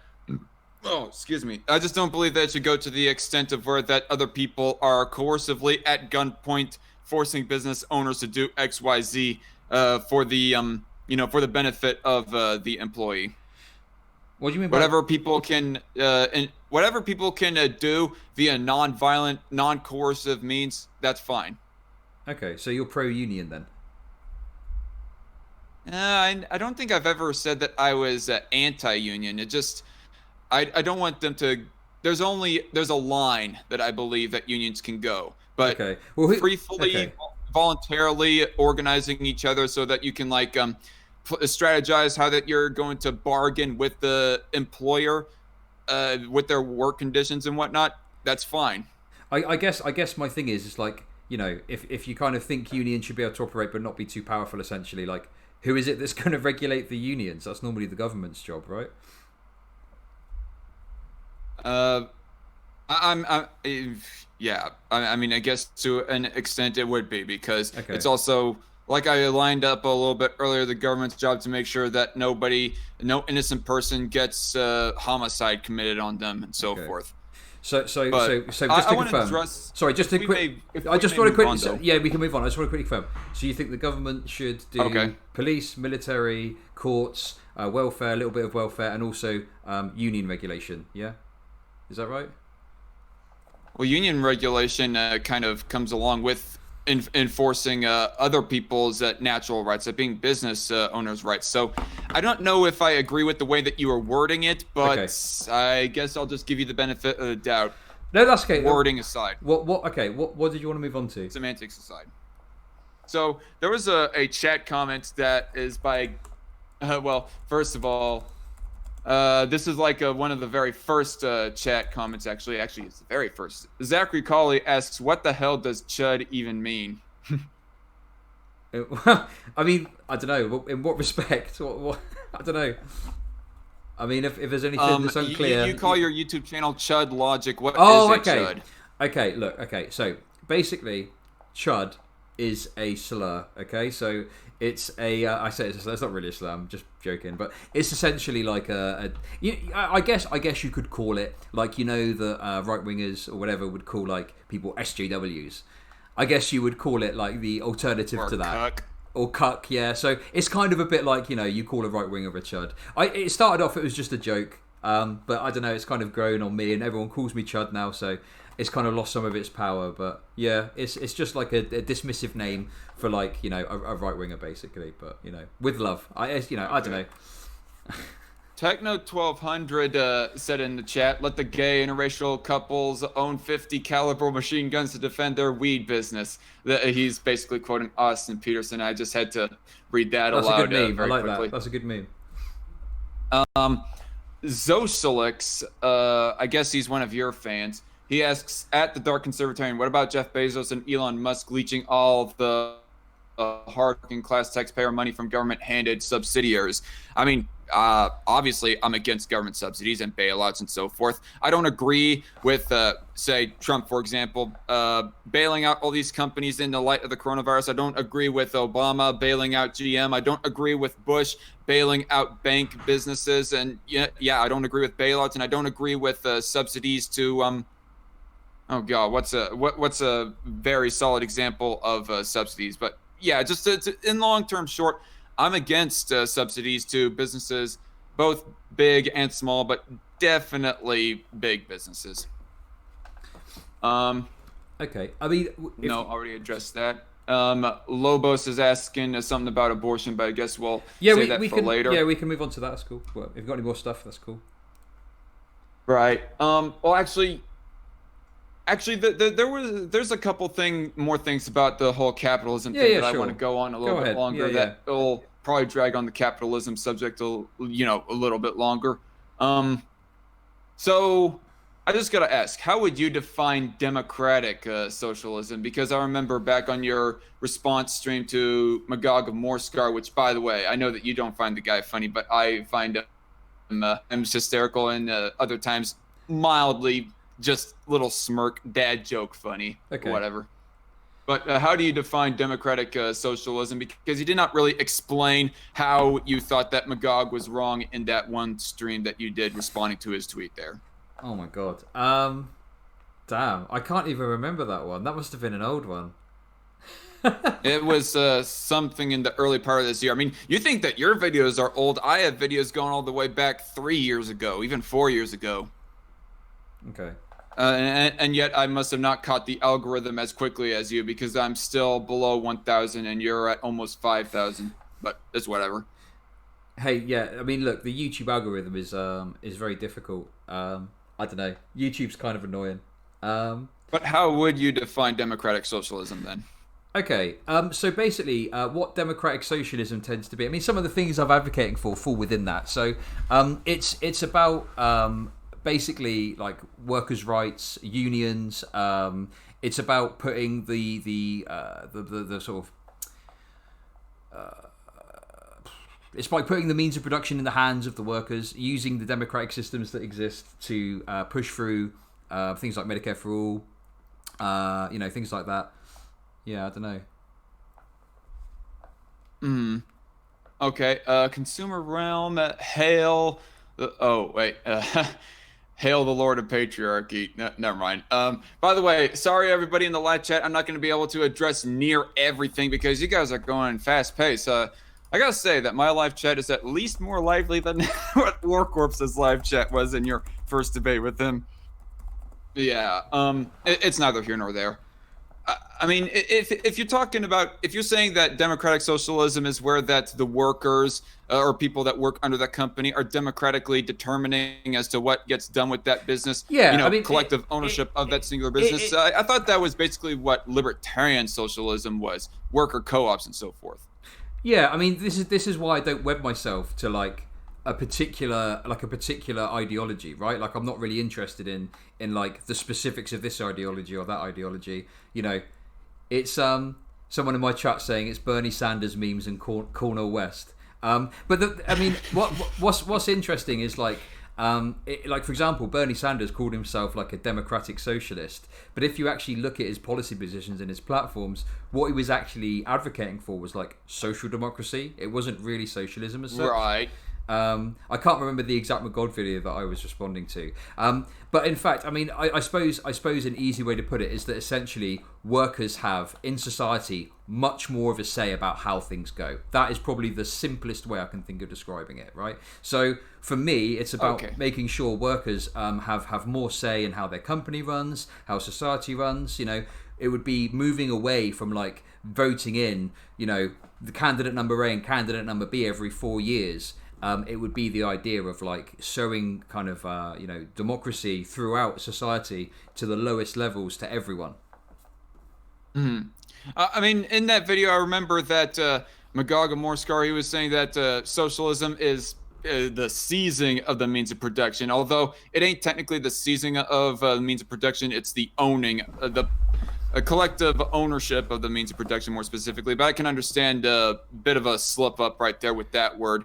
And then you said democracy is where people as a whole just directly vote on what gets done within society. I mean, couldn't it be safely said that democratic socialism is where that the means of production or all private property, quote unquote, it wouldn't, not so much of it would be private property at that point. If we got to full on socialism, it would be publicly owned, but businesses being determined and voted on with democratically within government. Isn't there a argument to be made that would be how democratic socialism would or could work as people within a nation vote on what gets done within business? Sorry, what do you mean? The thing is like, wait, when you, sorry, I'm a bit confused. Or not people necessarily, but people vote in representatives, a house a house of representatives, so to speak. I mean, obviously, you in the UK, you have the well, Parliament members like the House of Commons and so forth, but nonetheless, a Congress. They vote in members of Congress to who they in turn vote on what gets done within XYZ industry. Within the economy, like the healthcare industry, the food industry, manufacturing, airplanes, and stuff like that. Sure. I mean, the issue I've got with the way the system's set up at the moment is like, the. So, firstly, you have the first past the post system, right? So, what that means is like, even if in your area you vote for the person that you like, the person whose policies you like, the person you think is going to help you, right? They could get elected, but due to the first past the post system, they don't have as much power as someone in the next district over, where they just happen to get a majority in government, and therefore that person's policies are more likely to be implemented and are more likely to affect you. So one thing I think that, within the current system that I would advocate for is ranked choice voting, so that, you actually get a closer to democracy than, like, say, for example, me. I live in an area where it's a right-winger that always wins because I live in a right-wing area, so I vote for, like, the left-wing candidate, say, and, it doesn't really make any difference. I might as well chuck my ballot in the river, right? So for me, like, my vote is fairly meaningless as it stands. If there was a system where I could vote for someone and it would actually have a meaningful impact on getting that party and their policies close to power so that it can at least have some influence, I'd be much more engaged with that sort of system. But, that is like one small change that could be made fairly easily that I think would make a big difference. But, what I'm thinking of is more so like, moving away from having like a central government even, and you could even have like, more decisions made at a local level, more collectively by the workers, not just like people in the seats of power. I don't know, like that's just, I guess. Okay, so your understanding of democratic socialism would not be that all people within a nation vote on what gets done, or indirectly or directly, what gets done within XYZ industry and the economy, but really people democratically vote within their own companies what gets done within that said business. Well, instead. I mean, I wouldn't expect like a doctor to have a say specifically in what's happening like in the manufacturing industry. I think people that work in the manufacturing industry, they're going to have more of an idea of what's best there, right? But if you've got a policy that's going to affect that's going to affect workers across the board, then I think all workers should have a say in that, right? Like if it's in healthcare or housing or something like that. I don't know. Okay. I guess I was just trying to understand of where that Magog was like explicitly wrong in that live stream, but I can't remember. Again, I guess it might be more. Basically, okay. So basically, this there's a lot of different leftist ideologies that people sort of advocate for and people talk about. I don't wed myself to any particular one. Right now, I will happily. No, I got you. Yeah, sure. You don't have to really. No, that's fine. You don't have to like state that 100 times. No. That's fine. But one thing I just want to get across to you, right, is that often what happens is when right wingers talk about like socialism or leftism, they represent it or talk about it in the worst possible way. So I can't recall off the top of my head the video, but I would imagine that they evoke images of like starvation, hunger, famine, the USSR, like the worst examples of where like left wing socialist communist projects have attempted to be implemented. And that's fair. And for me, like I'm just I probably was critical of that. I'd have to go back. In fact, I can't remember off the top of my head, but if I ever watch the video again, maybe I'll watch the video again and I can give you a better answer, but that's as best I've got, I think. Right. That's fair. I mean, in conversation with the leftist, I would not call Obama a socialist, even though I might have once literally thought that he was a socialist. I mean, who knows? Maybe he has some internalized socialist tendencies and is not exactly fully shown to the world, and same could be applied to Bernie Sanders as well. But still, all the same, even though they're not full-on socialists, but they're like too close to what socialism might entail for my comfort, especially Bernie Sanders. Obama, not so much, because you could almost call him more of a a left-wing plutocrat, a center-left corporatist plutocrat, more than even a social democrat or anything like that. But I digress. No, it's fine. Yeah, I mean, I'm not like I don't like Obama. I don't like liberal Democrats. Like I'm not. I think that they're like wolf in sheep's clothing. Often they'll present an image of being progressive and being left wing, but they'll be, as deep in the pockets of like corporations as like a Republican senator could be, right, or a right wing person. Like I don't know. It's, I'm no fan of the Dems. Just to be clear. Obama is a liberal. He ran on the platform of being a progressive, presented himself as being more left wing than I think he actually ended up governing. If I don't know. But yeah. Okay. Anyway, look. If you want to talk about this more, we can, or we can move on to the abortion thing. Whatever you want to do. We got like 20 minutes. We can go a bit longer. Well, whatever. Yeah, I gotcha. We might go on just a little bit longer, but I want to ask you one more thing about in regards of economics before we get on to the abortion subject. Okay. You disagree with the idea of a person who believes in capitalism calling himself a capitalist, right? I mean, because I'm referring back to the live stream again that you did on me of where that I call myself a capitalist, and then you were all like, "No, you're not a capitalist. You're just a bootlicker." Okay, that was look. Okay, here's the thing. That is a really mean way of putting it. Okay, that is true. I'll be honest with you there. That was a bit harsh. But listen, here's the deal. Okay, I think that if you're a member of the working class, which seems to me that you are, right, but you support right-wing politics. Well, no, not that you support right-wing politics, but if you full-throatedly throw your support behind capitalism, to me, in my perspective anyway, it's like a turkey voting for Christmas, right? It's that's the way I see it. And look, I'm not trying to be mean to you. Look, at the end of the day, look, I actually have become a bit softer more recently. I don't go as hard on people. I probably went pretty hard on you back then, but look. I don't think you're a bootlicker. I wouldn't put it that you're a bootlicker, right? My position would probably be that, like, to me, a capitalist, the description, there's just the definition of capitalism as, capitalism is just someone that supports capitalism. To me, a capitalist is someone who owns capital, owns the means of production, right? So that's what I think of when I think of capitalist. Like, to me, right, it strikes me that you are identifying with like the identity of being a capitalist. Like, I presume you would like to have a business and employ people and stuff like that, right? Possibly. I mean, who knows what the future entails? I mean, the near future goal that I have in mind is that I get a full-on welding job, work like at least part-time or a little bit less hours than I currently do with my current job, so I can like focus a little bit more on my YouTube channel and devote more time to that, like make a little bit of side income off my YouTube channel. That's my short-term goals within what can still be considered my early adulthood, because I'm still in my 20s, even though that I am kind of fast approaching my 30s.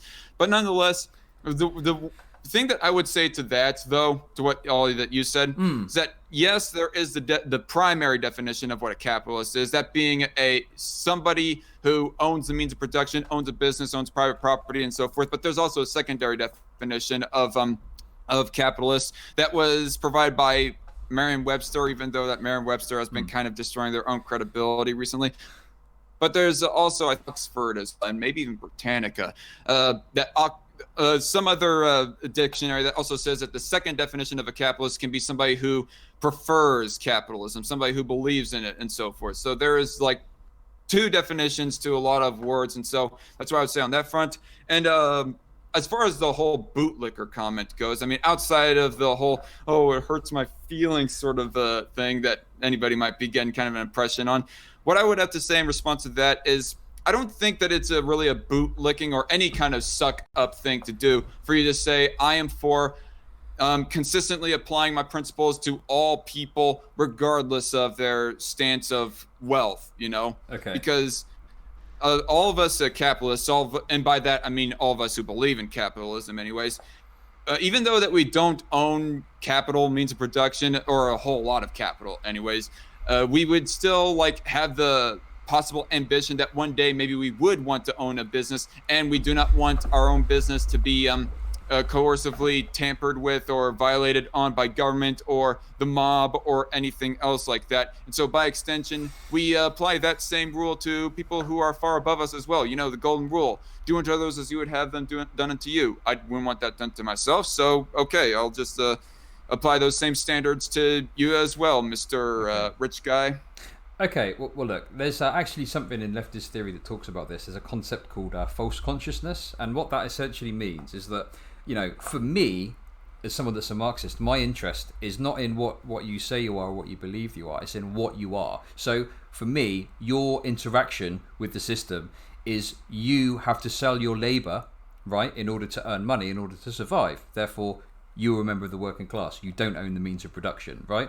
So for me, you can call yourself a capitalist if you like. That's obviously up to you. Like, that's on you to do whether you do or not. But for me, you're you know, to me, I wouldn't consider you a capitalist because you don't own the means of production. And I don't mean that as an insult or to denigrate you or to say no, I got you. I got you. That's my perspective on it. That's my perspective on it. So I would say that, like, what's happened is you've constructed, it's not your fault, by the way, this is society exerting its influence on you, but you have constructed this identity as a capitalist. It's kind of like in America you have these temporarily embarrassed millionaires, they're called. So there's people that will go out on a limb to defend millionaires despite the fact they're neither a millionaire nor either really have a chance to become one, but they're sold this myth that, oh, it's easy, you can just work hard to become a millionaire. So they chase that their whole lives, never really achieve it, all the while, you know, potentially calling themselves a capitalist and believing in capitalism.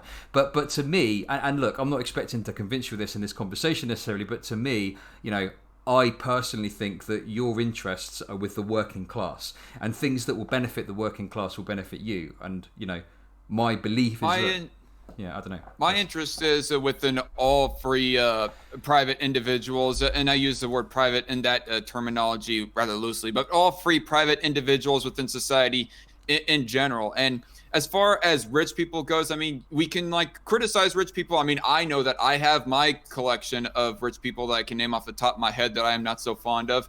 I mean, I guess Jeff Bezos would be one example, Mark Zuckerberg perhaps, but then there are other rich people that outside of what I think should be done about their wealth that I think that I am more approving of, like Elon Musk, for example, his developments and ambitions within the space industry, and he even like donated some money to Flint, Michigan. Domino's Pizza had did that thing of where that they were privately paying for fixing of some roads, or at least I vaguely heard about that anyways. But yeah, still there's like other rich people that I would be more critical of outside of their wealth.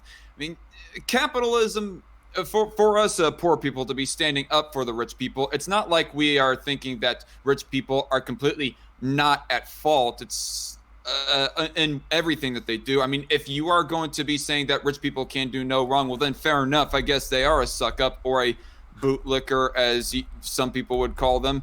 But nonetheless, and I would say as far as the terminologies go, calling themselves a capitalist, I would call myself a capitalist by belief more than anything. I mean, yes, I don't fall under the primary definition of capitalist, being somebody who owns the means of production, but nonetheless, and I would like pin a different term for the rich people. I would just call them either the rich or millionaires and billionaires, upper class or employers. I would apply some other terminology other than capitalist. I mean, no, yeah. That's fair enough. I mean, look, the thing is for me is like I've got an example of this myself of where I've had false consciousness. It's I used to call myself an atheist, and I was an atheist. It was a big deal for me.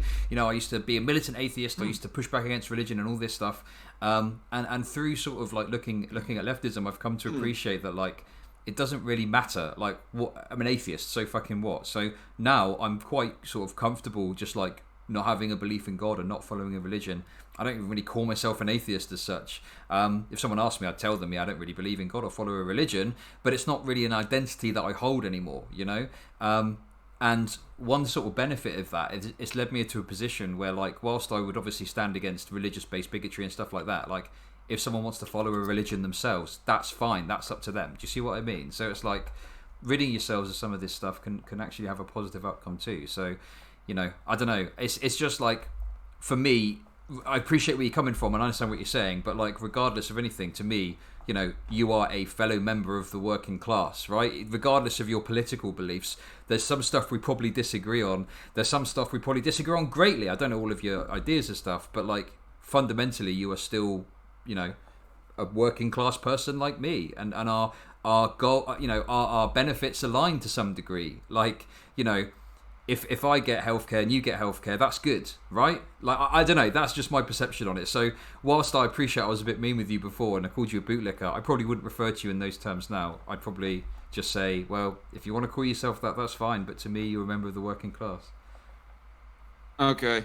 I mean, I think it works kind of both ways, that a person can be both a capitalist, at least in the secondary definition, and a working class, a blue collar working man, whatever. Piprado 1, so you're a bootlicker because you're a capitalist wannabe. No, I'm a capitalist because I prefer capitalism over socialism. Ain't no bootlicking about it. There ain't no sucking up or any kind of that, you know. Okay. Was there anything else you wanted to talk about on this? Oh yeah. What? I don't know. Just if you wanted to move on to abortion, or if you want to keep talking about this, whatever. It's all good. Yeah. I do have one question. It's not relating to economics, and then we'll get on to abortion. What would you call yourself religiously then, if you don't technically call yourself an atheist? An agnostic, maybe. Well, no. I don't really label myself anything. I just don't believe in God. I don't believe there's any higher power, and I don't follow a religion. If someone does think there's a higher power out there, it's not really like, that's fine. Like, you do you know, as long as you're practicing what you want to practice and it's not harming anyone, like, fair enough. You know, I know people get a great deal out of religion, and as long as it's not at the cost of other people's, you know, liberty, then that's fine. Right. I mean, I stand up against religious theocracy as well. Whether or not I personally believe that homosexuality is a sin or whatnot, I don't believe that there should be any sodomy laws put in place in society. I mean, that's my libertarianism speaking, obviously. And I've kind of butt heads with other social conservatives. Like, literally, I debated one who literally believes in basically segregating the gays away from the rest of society. That's not cool. Yeah. Okay. It was. I think I kind of nailed him in that live stream. Honestly, I might have to send you one of the highlight clips from there. But nonetheless, so getting on kind of to abortion. First of all, yeah, Lobos 222. This is a live chat comment that is quite a while ago, actually. I mean, the live chat is really alive right now. Thank you, everybody, for participating. Even all the people who are even all the people who are like from Chud's chat, it might be kind of a bit being kind of there might be some trolls. I'm sorry about that. Mean or whatever to me or my live chatters. That's all well and good. Thanks for the attention. And everybody is like arguing with themselves and whatnot. But yeah, again, a live chat comment long ago. Lobos 222. He asks, "Is abortion okay if the child has birth defects that make them unable to work? They will die anyway." So, I mean, I don't believe so. I mean, if they're still able to function cognitively, and obviously, even if somebody is like completely unable to work, they can still contribute in some other way. Like, either they have the mind of a poet or an artist or something like that, or they can be some speaker for society. Like, there's this one guy who's like really born without any arms or legs, and he's like a speaker for motivation for other people with disabilities. Have you ever heard of that guy? I think he was like an Eastern European dude, and all of him is just a little stubble of a foot. Have you ever seen that guy, Chud? No, I haven't. No. I can't remember his name, and it'd be kind of a complicated name to spell, but I remember his name like being spelled in some kind of Eastern European spelling or something like that.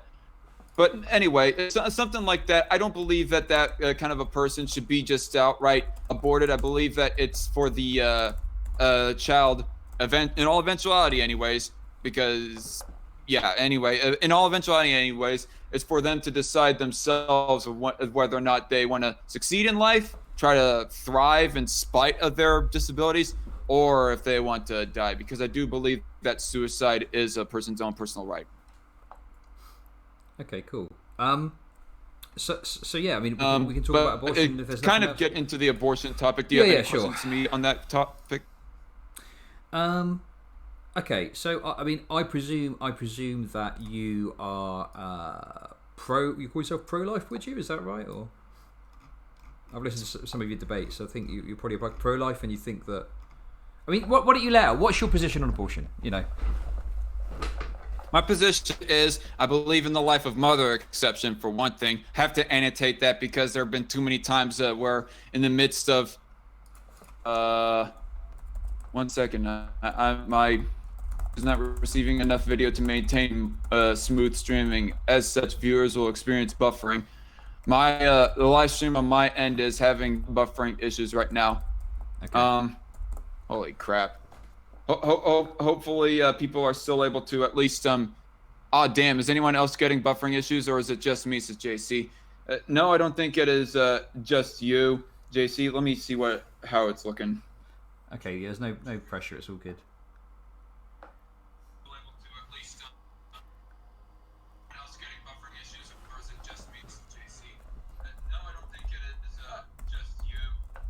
Okay, I am very chopped video settings and whatnot.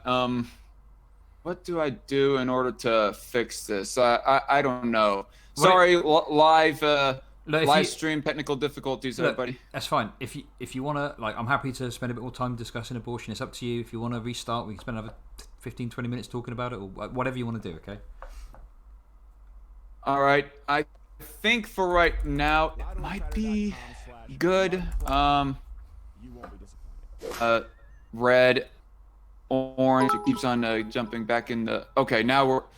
I disturbed this debate because I'm down with the sickness. Let me try and check something very quickly. Output. Video bitrate is down to 1200 here. I'm going to reduce it down to 1000. Maybe that'll help things just a little bit. Okay. Please check resolution to... Okay. I have buffering issues now, says Mr. Cuttlefish. Oh, God. Well, okay. I guess to sort of just continue the conversation as to whether or not my end goes kaput or not. But the stream will end shortly unless you restart it in your stream software. Damn it. Maybe if I stop and then start again. It's fine. It's all good. There's no rush. We'll still be live on my side, so just take your time. It's fine. Okay. God. Crap. It's stop stream instead of crap. It's all good. I don't know. Jeez. Look, just listen. It's all good. Reset everything. Just reset your computer, okay? Come back. Call me again. We'll finish the conversation. I've got time. If you have, it's fine. Don't worry. Start stream. Okay. Hopefully that keeps on feeding into the live stream. I don't know what it might be talking. If you're thinking of the same guy his name is Nicholas James Vujicic. Okay. Says Danny Flynn in the live chat. That might be the name of the guy. I'm not so sure. The motivational speaker dude. Yeah, that's probably it. I can't remember exactly. Anyway, I'm just going to continue on for right now. Hopefully things have just restarted on my end instead of a full out stop. But your question is, what is my position on abortion? Exactly. Yeah. Okay, so to continue on with answering that question, I do believe in the life of mother exception. I mean, I got to annotate that with a lot of these conversations because too many people go assuming that I am against the life of mother exception. And in fact, most pro-lifers, I think most pro-lifers, it's safe to say, are for the life of mother circumstance. Hey, everybody in the live chat, tell me if you are like getting this right now. Me answering Chud's question about abortion. To sort of reassure me that the live stream restarted and did not full on stop. But yeah, that's one of the exceptions. I'm also for allowing, like, if it ain't technically life of mother circumstance, if the baby is definitively going to die, if they are definitely going to die in all eventuality, then I guess that's acceptable as well. Like there is little to no chance that they survive. Fine. And I also believe that the cap of when that it should be put at for cases outside of life of mother circumstance is 7 weeks, because I do believe, kind of like War Corpse, that personhood does begin with the brain ultimately, and brain waves, as are shown to be, started at 6.5 weeks. And the way that I would enforce such a ban is that we don't necessarily enforce it on singular mothers, because I do believe that they are more of the victims than anything else. I definitely don't believe in the death penalty, applying it on abortion. I mean, there are some people that go to that extreme, just to clarify that, but I'm not for that. At most, I would say fining or even jailing abortion surgeons. Anyone, abortion surgeon that we find to be committing an abortion that is past the 7-week period anyways.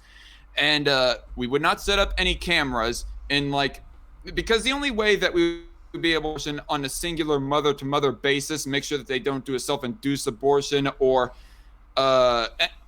any other kind of method of doing that, like induce a miscarriage by falling down the stairs. The only way we would be able to enforce that is if we set up a camera in every single room and hallway in America. And that's a 1984 precedent that I am not for, full stop.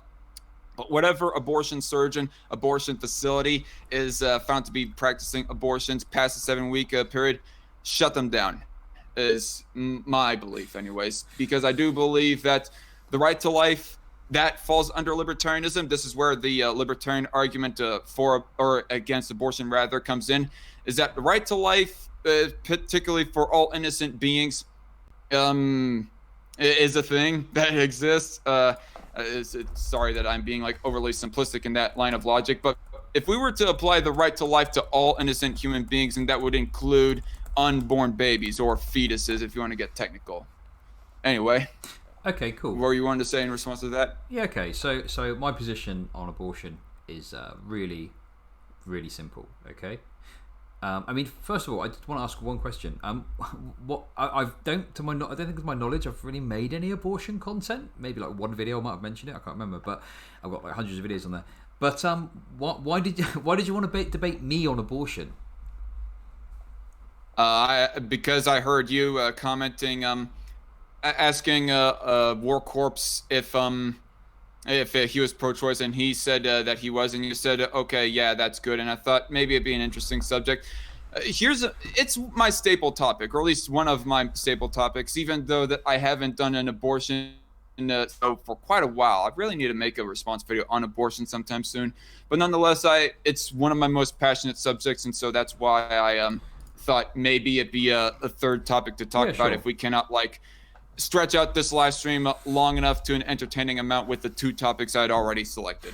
Okay, that's no problem. Okay, so let me lay out my position. Okay, so I don't personally believe that a fetus is a person in the same way that a born person is. Now, you obviously can have a conversation about at what point does it become a person? Is it 7 weeks? Is it heartbeat? Is it brain? Is it when they can live outside of the body? To be honest, though, that's not really a conversation that I'm interested in having. The reason for that is because my argument as to why I'm pro, my argument is about bodily autonomy, right? So everything else is irrelevant. So it's really simple. The bodily autonomy of the woman who is pregnant supersedes everything else. And if you'll allow me, I do have a hypothetical that I want to propose to you to get your thoughts on, okay? Go on. Okay. So, I want you to imagine, okay, that, imagine the Saw films, right? So you wake up, it's like the Saw films, okay? You're sat in a chair, and your best friend, okay, is back to back in a bed with an unconscious violinist. And it's a very famous unconscious violinist. This violinist has been found to have a fatal kidney ailment. Okay? The Society of Music Lovers has canvassed all of the medical records, and they found that your friend alone has got the right blood type to help. I've heard this argument before, by the way, if you want me to address it kind of right now. Yeah, please, go on, go ahead. the way that I would address that is maybe the violinist argument would be applicable to rape circumstances, even though, as I stand currently, I am ethically against rape, the rape exception. But even then, it makes up like less than 1% of abortions. But nonetheless, I don't think it applies to most cases of abortion or pregnancy in general. Why not? Because why not? Because the mother consented to to having the sex in the first place. I mean, even if they were to use birth control, there's still a risk. They know, or at least they should know, that there is still somewhat of a risk that birth control might fail and they might ultimately get pregnant. And by extension of the whole violinist argument, if a person was to consensually offer up their liver or kidney to do a blood transfusion with the violinist, then they cannot just then they just cannot up and cut off that what am I trying to say? Just trying to up and cut off that blood supply in that case. But if it okay, so sorry, just to get to the end of it, if they did not consent to it, then maybe you have an argument. Okay, let's get to the end of this example. Let's talk about this violinist for just a second, okay? Just so I can understand your position, right? So you wake up and your friend is attached, okay? Do you think that you should be able to force your friend to stay attached to that person for 9 months? If it wasn't their consensual motivation, I guess, like I said, you have an argument that maybe they can cut them off ultimately because they did not get the consent of the person having the blood transfusion done so that they don't die. Okay. But I still have a hard time of saying that yes, they should definitely not cut themselves off, because I don't find the violinist argument to be that equivalent to pregnancy ultimatum of things. But just playing in with the argument, for right now, I guess I would say that if they did not consent to the blood transfusion, yeah, cut them off. Okay, well, what about this, right? What about if they entered the situation willingly? What if they said, yes, I'm willing to help this person out and I'm willing to be attached to them? What if, after 12 weeks, it was horrible for them, it was causing them pain, it was causing them problems, and they just didn't want to do it anymore, and they withdrew consent, and they said, actually, I've changed my mind, I don't want to do this anymore. Under those circumstances, should they be able to stop? Or should they be, because they said yes at the start... Unless they can find a replacement person to essentially be a blood bag for that person that can potentially die, well, no, I don't think that they should just up and cut off from there. So you think that consent can't be withdrawn then? Is that right? That's your position then. If they knew exactly what they were getting into, and if they had themselves set up, and if they were to at some midway point withdraw consent, they could die, still have to stay with this amount of time in order to fully save their life, then yeah, no, I don't see as to how they can get out of that circumstance if they're getting into ultimately, and cutting off would just immediately kill them or whatever. Okay, so let me ask you another question, right? Let's say that you're going to someone's house and you're taking them to the bedroom, right? And they've said, yes, I'll have sex with you. Then you start to kiss them, right? And then they say, actually, no, I'm not interested. I don't want to go any further. Is it acceptable to continue to have sex with them even though they said no to you and they've withdrawn consent? Oh, no, because, I mean, well, okay. It obviously be okay to withdraw consent in that circumstance, because it's not like they have got themselves set up to where that other people are going to die if they suddenly withdraw consent. Interrupting interrupting sex in the middle of that circumstance is not the same as interrupting a life-changing or life-saving procedure in the middle of that circumstance. Okay, so because there's a life on the line if you're to interrupt the surgery halfway through, whereas there's no life on the line if you just interrupt sex at the halfway point. Okay, that's fair enough. That's to me, a good response. That's fine. Okay, so on the one hand, you accept that you can withdraw consent there, but you're saying there's some circumstances where if you've given consent to something, it can't be withdrawn and you have to go through with it even if you change your mind, right? Even if you change your mind halfway, yes. Okay, fair enough. Okay, so let's get on to your... Okay, so to be honest with you, to kind of just annotate, to put a little annotation to it, we're talking about if their direct actions end up killing that person. I'm not talking about like so much if you like withdraw support completely, or excuse me. Never mind. Go on. I guess that's where I'll end my annotation.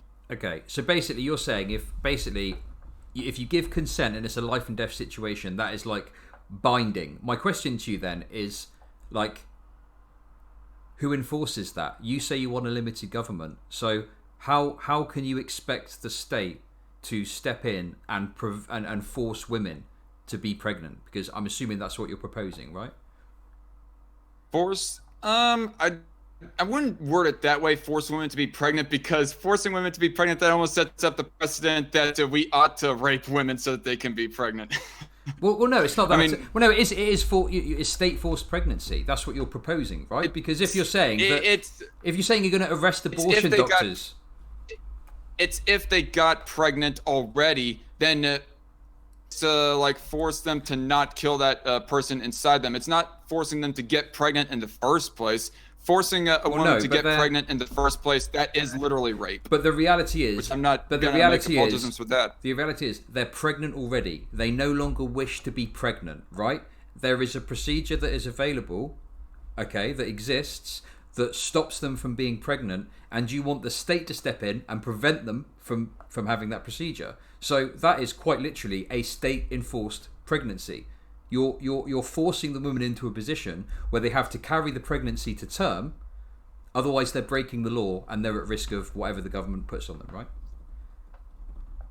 You're forcing them to remain pregnant. Sure, but I would still word it as you're forcing the woman not to kill any second party, because you kind of mentioned bodily autonomy a little bit earlier. I do believe that everybody, including the women, and anyone else who can get pregnant for that matter, has a full-on bodily autonomy, but I do not believe that anybody should be practicing their own rights to an extent to where that infringes on second parties' rights. In this case of pregnancy, that being the fetuses or the unborn baby, unborn person's right to life. But that's all irrelevant. The question I'm asking you, right, is very simple, right?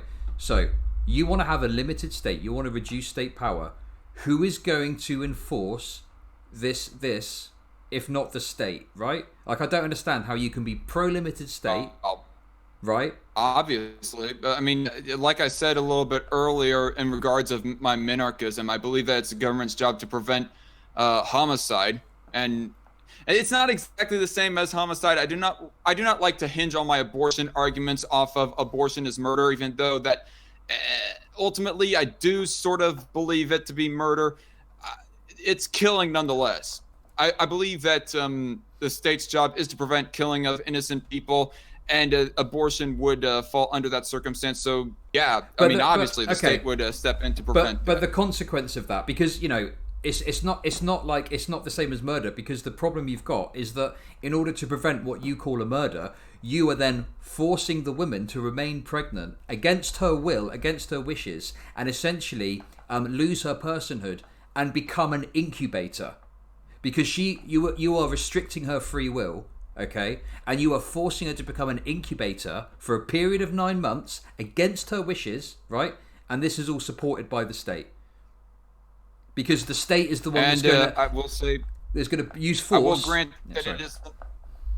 I will grant that it is a truly unfortunate circumstance. I mean, especially if it's a case of rape or whatnot. But ultimately... Yeah, I mean, I still don't see as to how that you cannot kill innocent people. It still doesn't apply to even pregnancy. Okay, so you believe your belief in liberty stops at a woman's right to choose what she does and doesn't do with her body. I would not put it that way because they can still get a tattoo, piercing, excuse me, or get whatever the fuck haircut that they want to. I just don't believe that they have a right to do whatever they want that ends up affecting the baby in some considerable harmful manner. Okay. I feel like your position on this is really inconsistent with your other beliefs that you've got, because I know obviously we had a bit of a chat about the Minikis thing, right? But like, you know, you say you want limited government, you know, you want to move away from the government, you want everyone to be able to freely associate, to do what they want, but yet you're willingly, like, I just don't understand how that fits into your belief system. I don't know, it's a bit odd to me.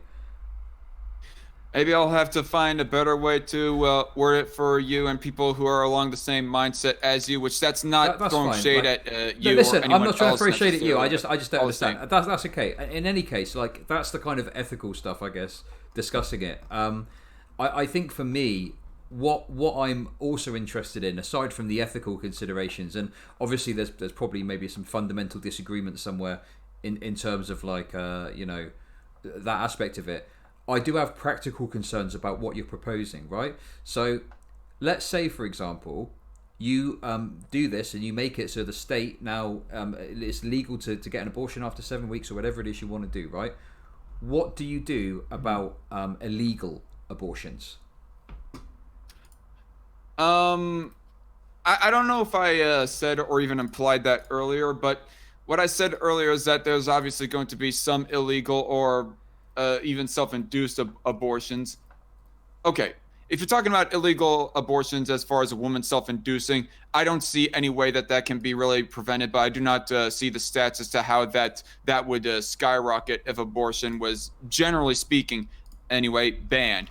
But illegal abortion, say a surgeon is doing back alley abortions or is hiding off of some nook or cranny in some big city, so generally out of police sight or whatnot, we would enforce the law, and in this case I believe that the law is legitimate in, you know, preventing loss of life, innocent killing of life. We would enforce the law in that regard in sort of a similar way that the law would be enforced if we find ourselves a human trafficking ring. I mean, that's not to say that human trafficking and abortion are the exact same circumstance, but all the same, I think you get the analogy as far as enforcement of law goes. Because the problem you've got with abortion, right, is if you make it illegal and you can't have medical practitioners conducting it, what that leads to potentially, right, is women will just, you know, you can literally take a hammer. This is obviously horrible. You can take a hammer to your stomach, right? Like, there's like a whole bunch of ways that you can very dangerously engage in, like, in self-abortion, like an illegal form of abortion, and they're all fairly accessible outside of the medical system, right? The idea is sounds that, like you're talking about self-induced abortions. yeah. Well, like I said, and to kind of pull it up, I guess, self-induced abortions, mother on their own self and whatnot, those are like almost statistically non-existent before Roe v. Wade was passed here in the United States, at least. They were like in the few hundreds, whereas compared to the few hundreds of thousands even of abortions that happen nowadays. That's not like to say that all abortions are going to completely go away outside of the self-induced you understand deaths. You understand, if someone is conducting like a self-induced abortion at home and no one finds out, it's not going to show up on any data, is it? Fair enough. But I don't like to. I'm not so much going to change my beliefs when it comes to abortion off of the ambiguity or the unknown void as regards of data goes. Well, you don't have to change your beliefs. I'm asking you to tell me how you intend, if you make abortion illegal, how are you going to deal with the fact that women are just going to seek out, you know, practitioners that will do it illegally and perhaps much less safely, or just do self-induced abortions? How will you prevent that? Like, it doesn't matter about your beliefs. What, under your system, what would you think we should do to help prevent that? I thought I kind of answered that a little bit earlier. We would enforce the law if we find some hidden abortion clinic or whatever. Enforce the law in that regards, in the same way that we would enforce the law if we find some human trafficking ring. But human trafficking rings involve like logistics, There's a whole bunch of things that are happening there. If a woman wants to self-induce an abortion, she could consume like a drink in her home, or like, I don't want to talk about the grotesque details and stuff, but there are a number of methods of a woman doing an abortion on herself that don't involve anything the government could ostensibly see. It could be done in a home in an afternoon, and that's it. It's done. Well, okay. Like I said earlier, okay. In regards of the whole enforcement of law right there, I was talking completely about if a surgeon was doing it to other women, but a woman doing it onto their own self-induced abortion. Like I kind of said earlier, I don't see the practical way to enforce that part of the law without setting up 1984 George Orwell's society, right. Camera in every room, every hallway, every stairwell, so on and so forth. So you're saying there's no way to deal with it? I guess I wanted just to clarify this one point as far as the stats that I mentioned earlier. Those few hundreds that happened before Roe v. Wade, those are more specifically the deaths of mothers attempting a self-induced abortion, not necessarily self-induced abortions that go quasi-successfully. I just wanted to clarify on that point before anybody gets me on that. Okay. So basically, that War Corps has mentioned plenty. Because from where I'm sitting, right, you're advocating for this position where we make abortion illegal, okay? You are then accepting that there will be all these invisible abortions that happen that we can't really track. We don't know what's happening with them. And I'm sure you will agree there's a higher risk to the mother if she's conducting an abortion herself than if it's being done by a professional. So it seems to me like you're fixing this problem that you think there is, but you're creating this whole other problem. And then not only is the life of the fetus at risk, which you claim to care about, you're then putting the mother's life at risk, having to seek out illegal procedures or do something to herself that's going to cause her harm. So to me, you're just making the problem worse, in my mind. Well, I think that technically if after the fact of it being banned, that the mother is putting their own self-induced abortion. It's not like the government is condoning self-induced abortions after banning abortions in general. Right, okay. Buffering issues again. No, I'm not gonna try to stop it at this point because this is getting freaking frustrating. Yeah, I don't know. I just think that like I appreciate we've got like disagreements on the ethical side of it. That's fair enough. You can disagree on ethics, but for me, I don't think that. I think there's a lot of practical considerations here that the idea of just banning abortions don't take into account. I mean, for example, I don't know what your position is on like gun control. Like, do you think making guns illegal is like a positive step, for example? Making restrictions on gun ownership? Yeah, like should we make guns illegal, for example? Do I think that restricting gun ownership is a good thing? Decrease the video bit rate on my streaming service again. Crap. Sorry everybody on my side of the stream if if you're having buffering issues right now. I'm trying to fix it on OBS. But again, do I think that's a good thing?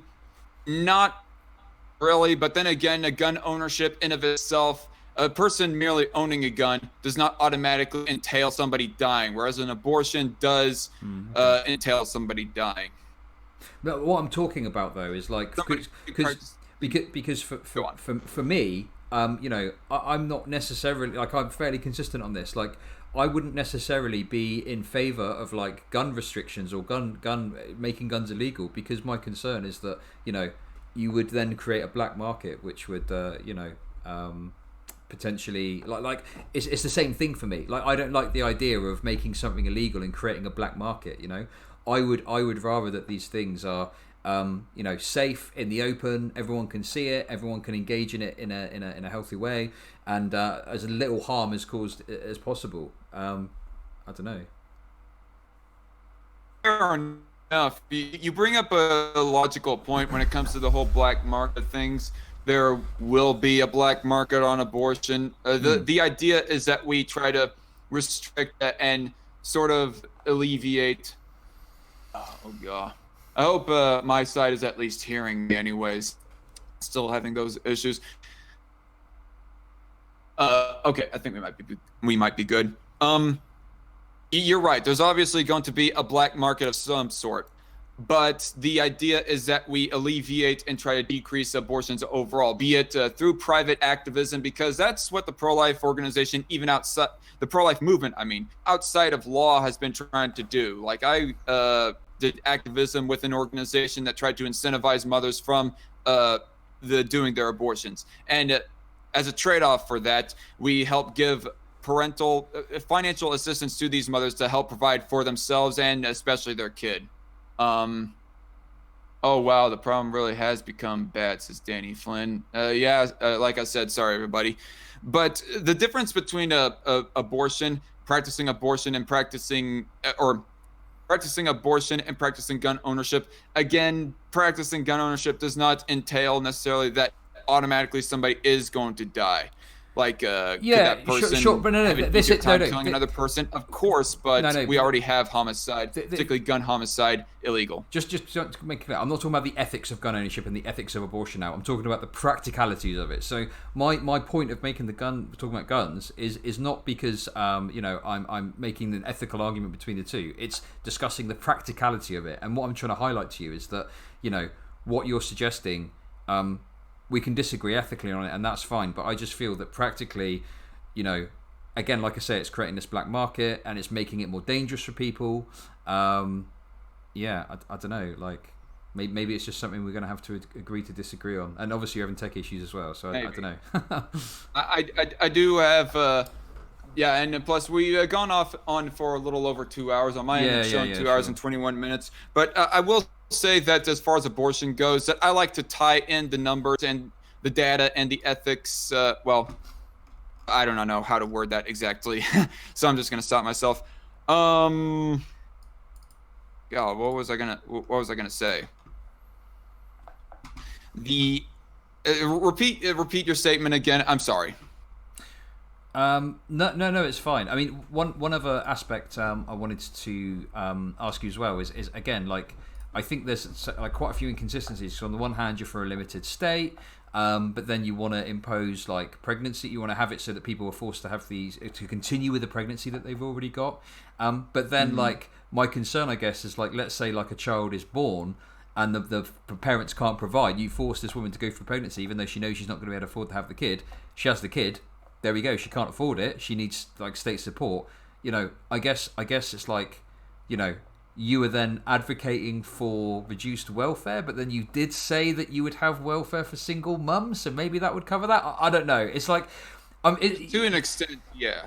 You're the strangest libertarian I've ever spoken to, because it's like, you're sort of picking and choosing which aspects you like and which you don't. I guess that's where the Conservatarian thing comes in, I guess. I did say jokingly earlier, you pick and choose which aspects of liberty that you like the idea of, and that seems to be the case. I don't know, it just seems like you're just picking different parts. It doesn't seem like there's a coherent ideology underneath. Like, I'm not having to go at you, I'm not the absolute most, I'm not the most consistent person out there, I will admit, but I try my best as far as and try to align that up with of how society is right now and the practical side of things.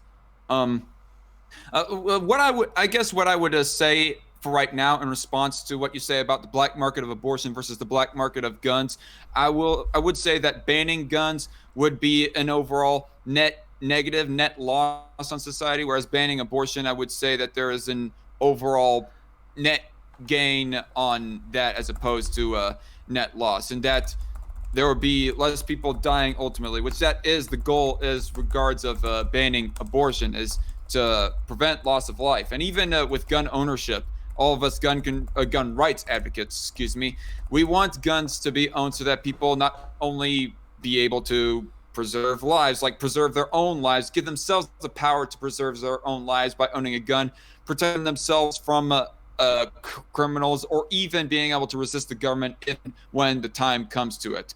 And as far as the people defending themselves from the common criminal, there was this one article, I'll have to find it if you're ever interested, of where that ultimately there are like 1 to 3 million cases per year of where that people have defended themselves from other criminals with their own guns, be it robbery or homicide. So I believe that if guns were to be banned, yeah, I mean, theoretically, you would get rid of the 10,000 yearly gun homicides that happen here in America, but at the same time, you would have this over 1 million cases of crime going up in which people were originally defending themselves from.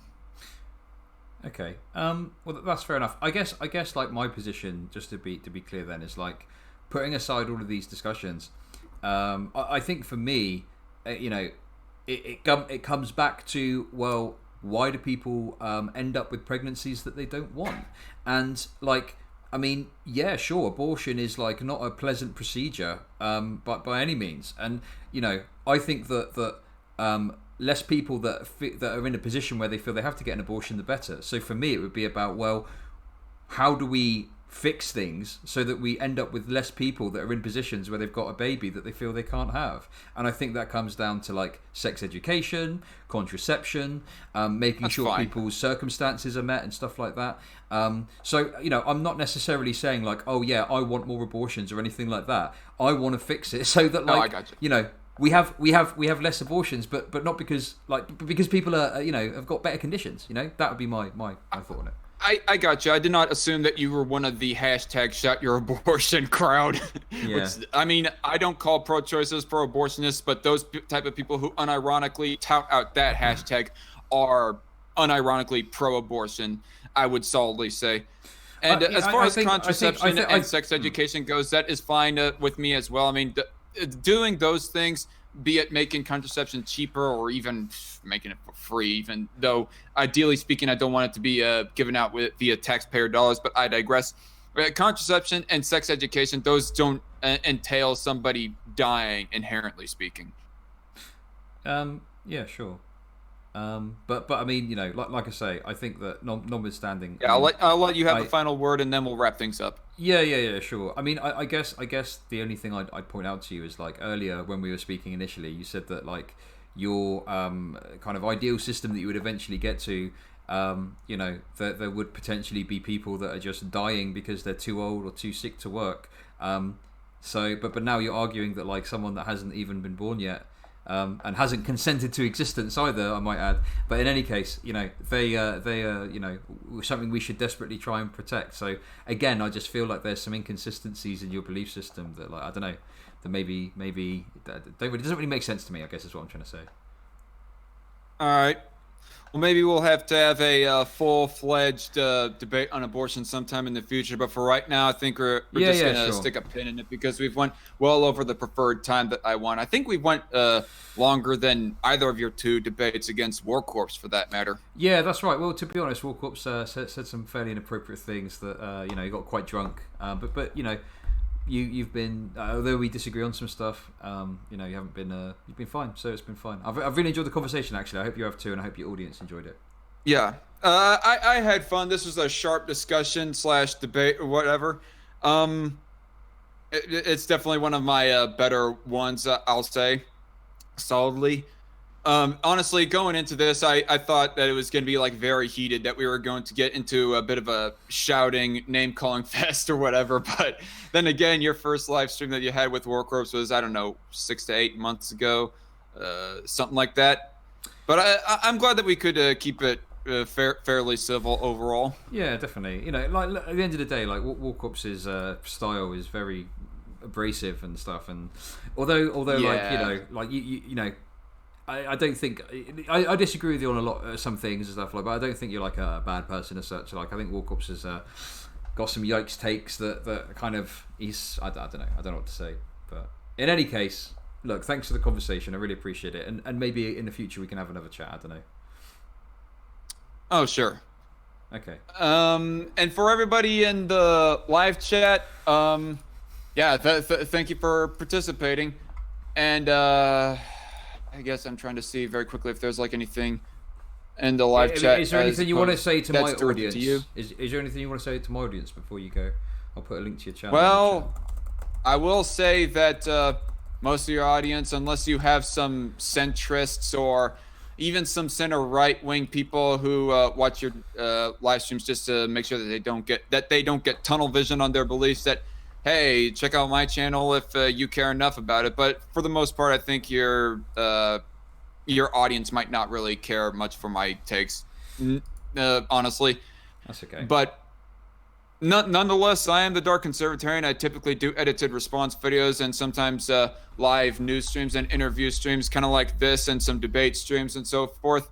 They are mostly cordial more than they are heated, because I try to keep myself cordial in my live streams as opposed to my edited response videos. I do things a little bit more over the top with my edited response videos, just to keep things entertaining and so that those things can get more views. So whatever I say on video, it's not always what I fully believe as far as a person goes. Typically, my beliefs are the same as I espouse on live stream, but the people that I say about, or the things that I say about other people, I don't always 100% believe them. Might be a more nuanced take or whatever. I don't know. I'm getting sort of rambly. But if you care for a sort of center-right person, and I do punch right as well. I'm not one of those right-wingers that has a never punch right sort of policy. I'm very critical of Donald Trump, for example, on lots of things. And just recently, I did an edited response video to Mike Knowles when it comes to burning the American flag and whatnot. Made 2 response videos to him, actually. But nonetheless, yeah, if you care enough for that sort of thing, check me out. Great stuff. Well, listen, thanks very much. I'm going to drop out and have a good afternoon and evening, okay? All right, you do the same, Chud. Thanks, cheers, bye-bye. Well, that was fairly civil.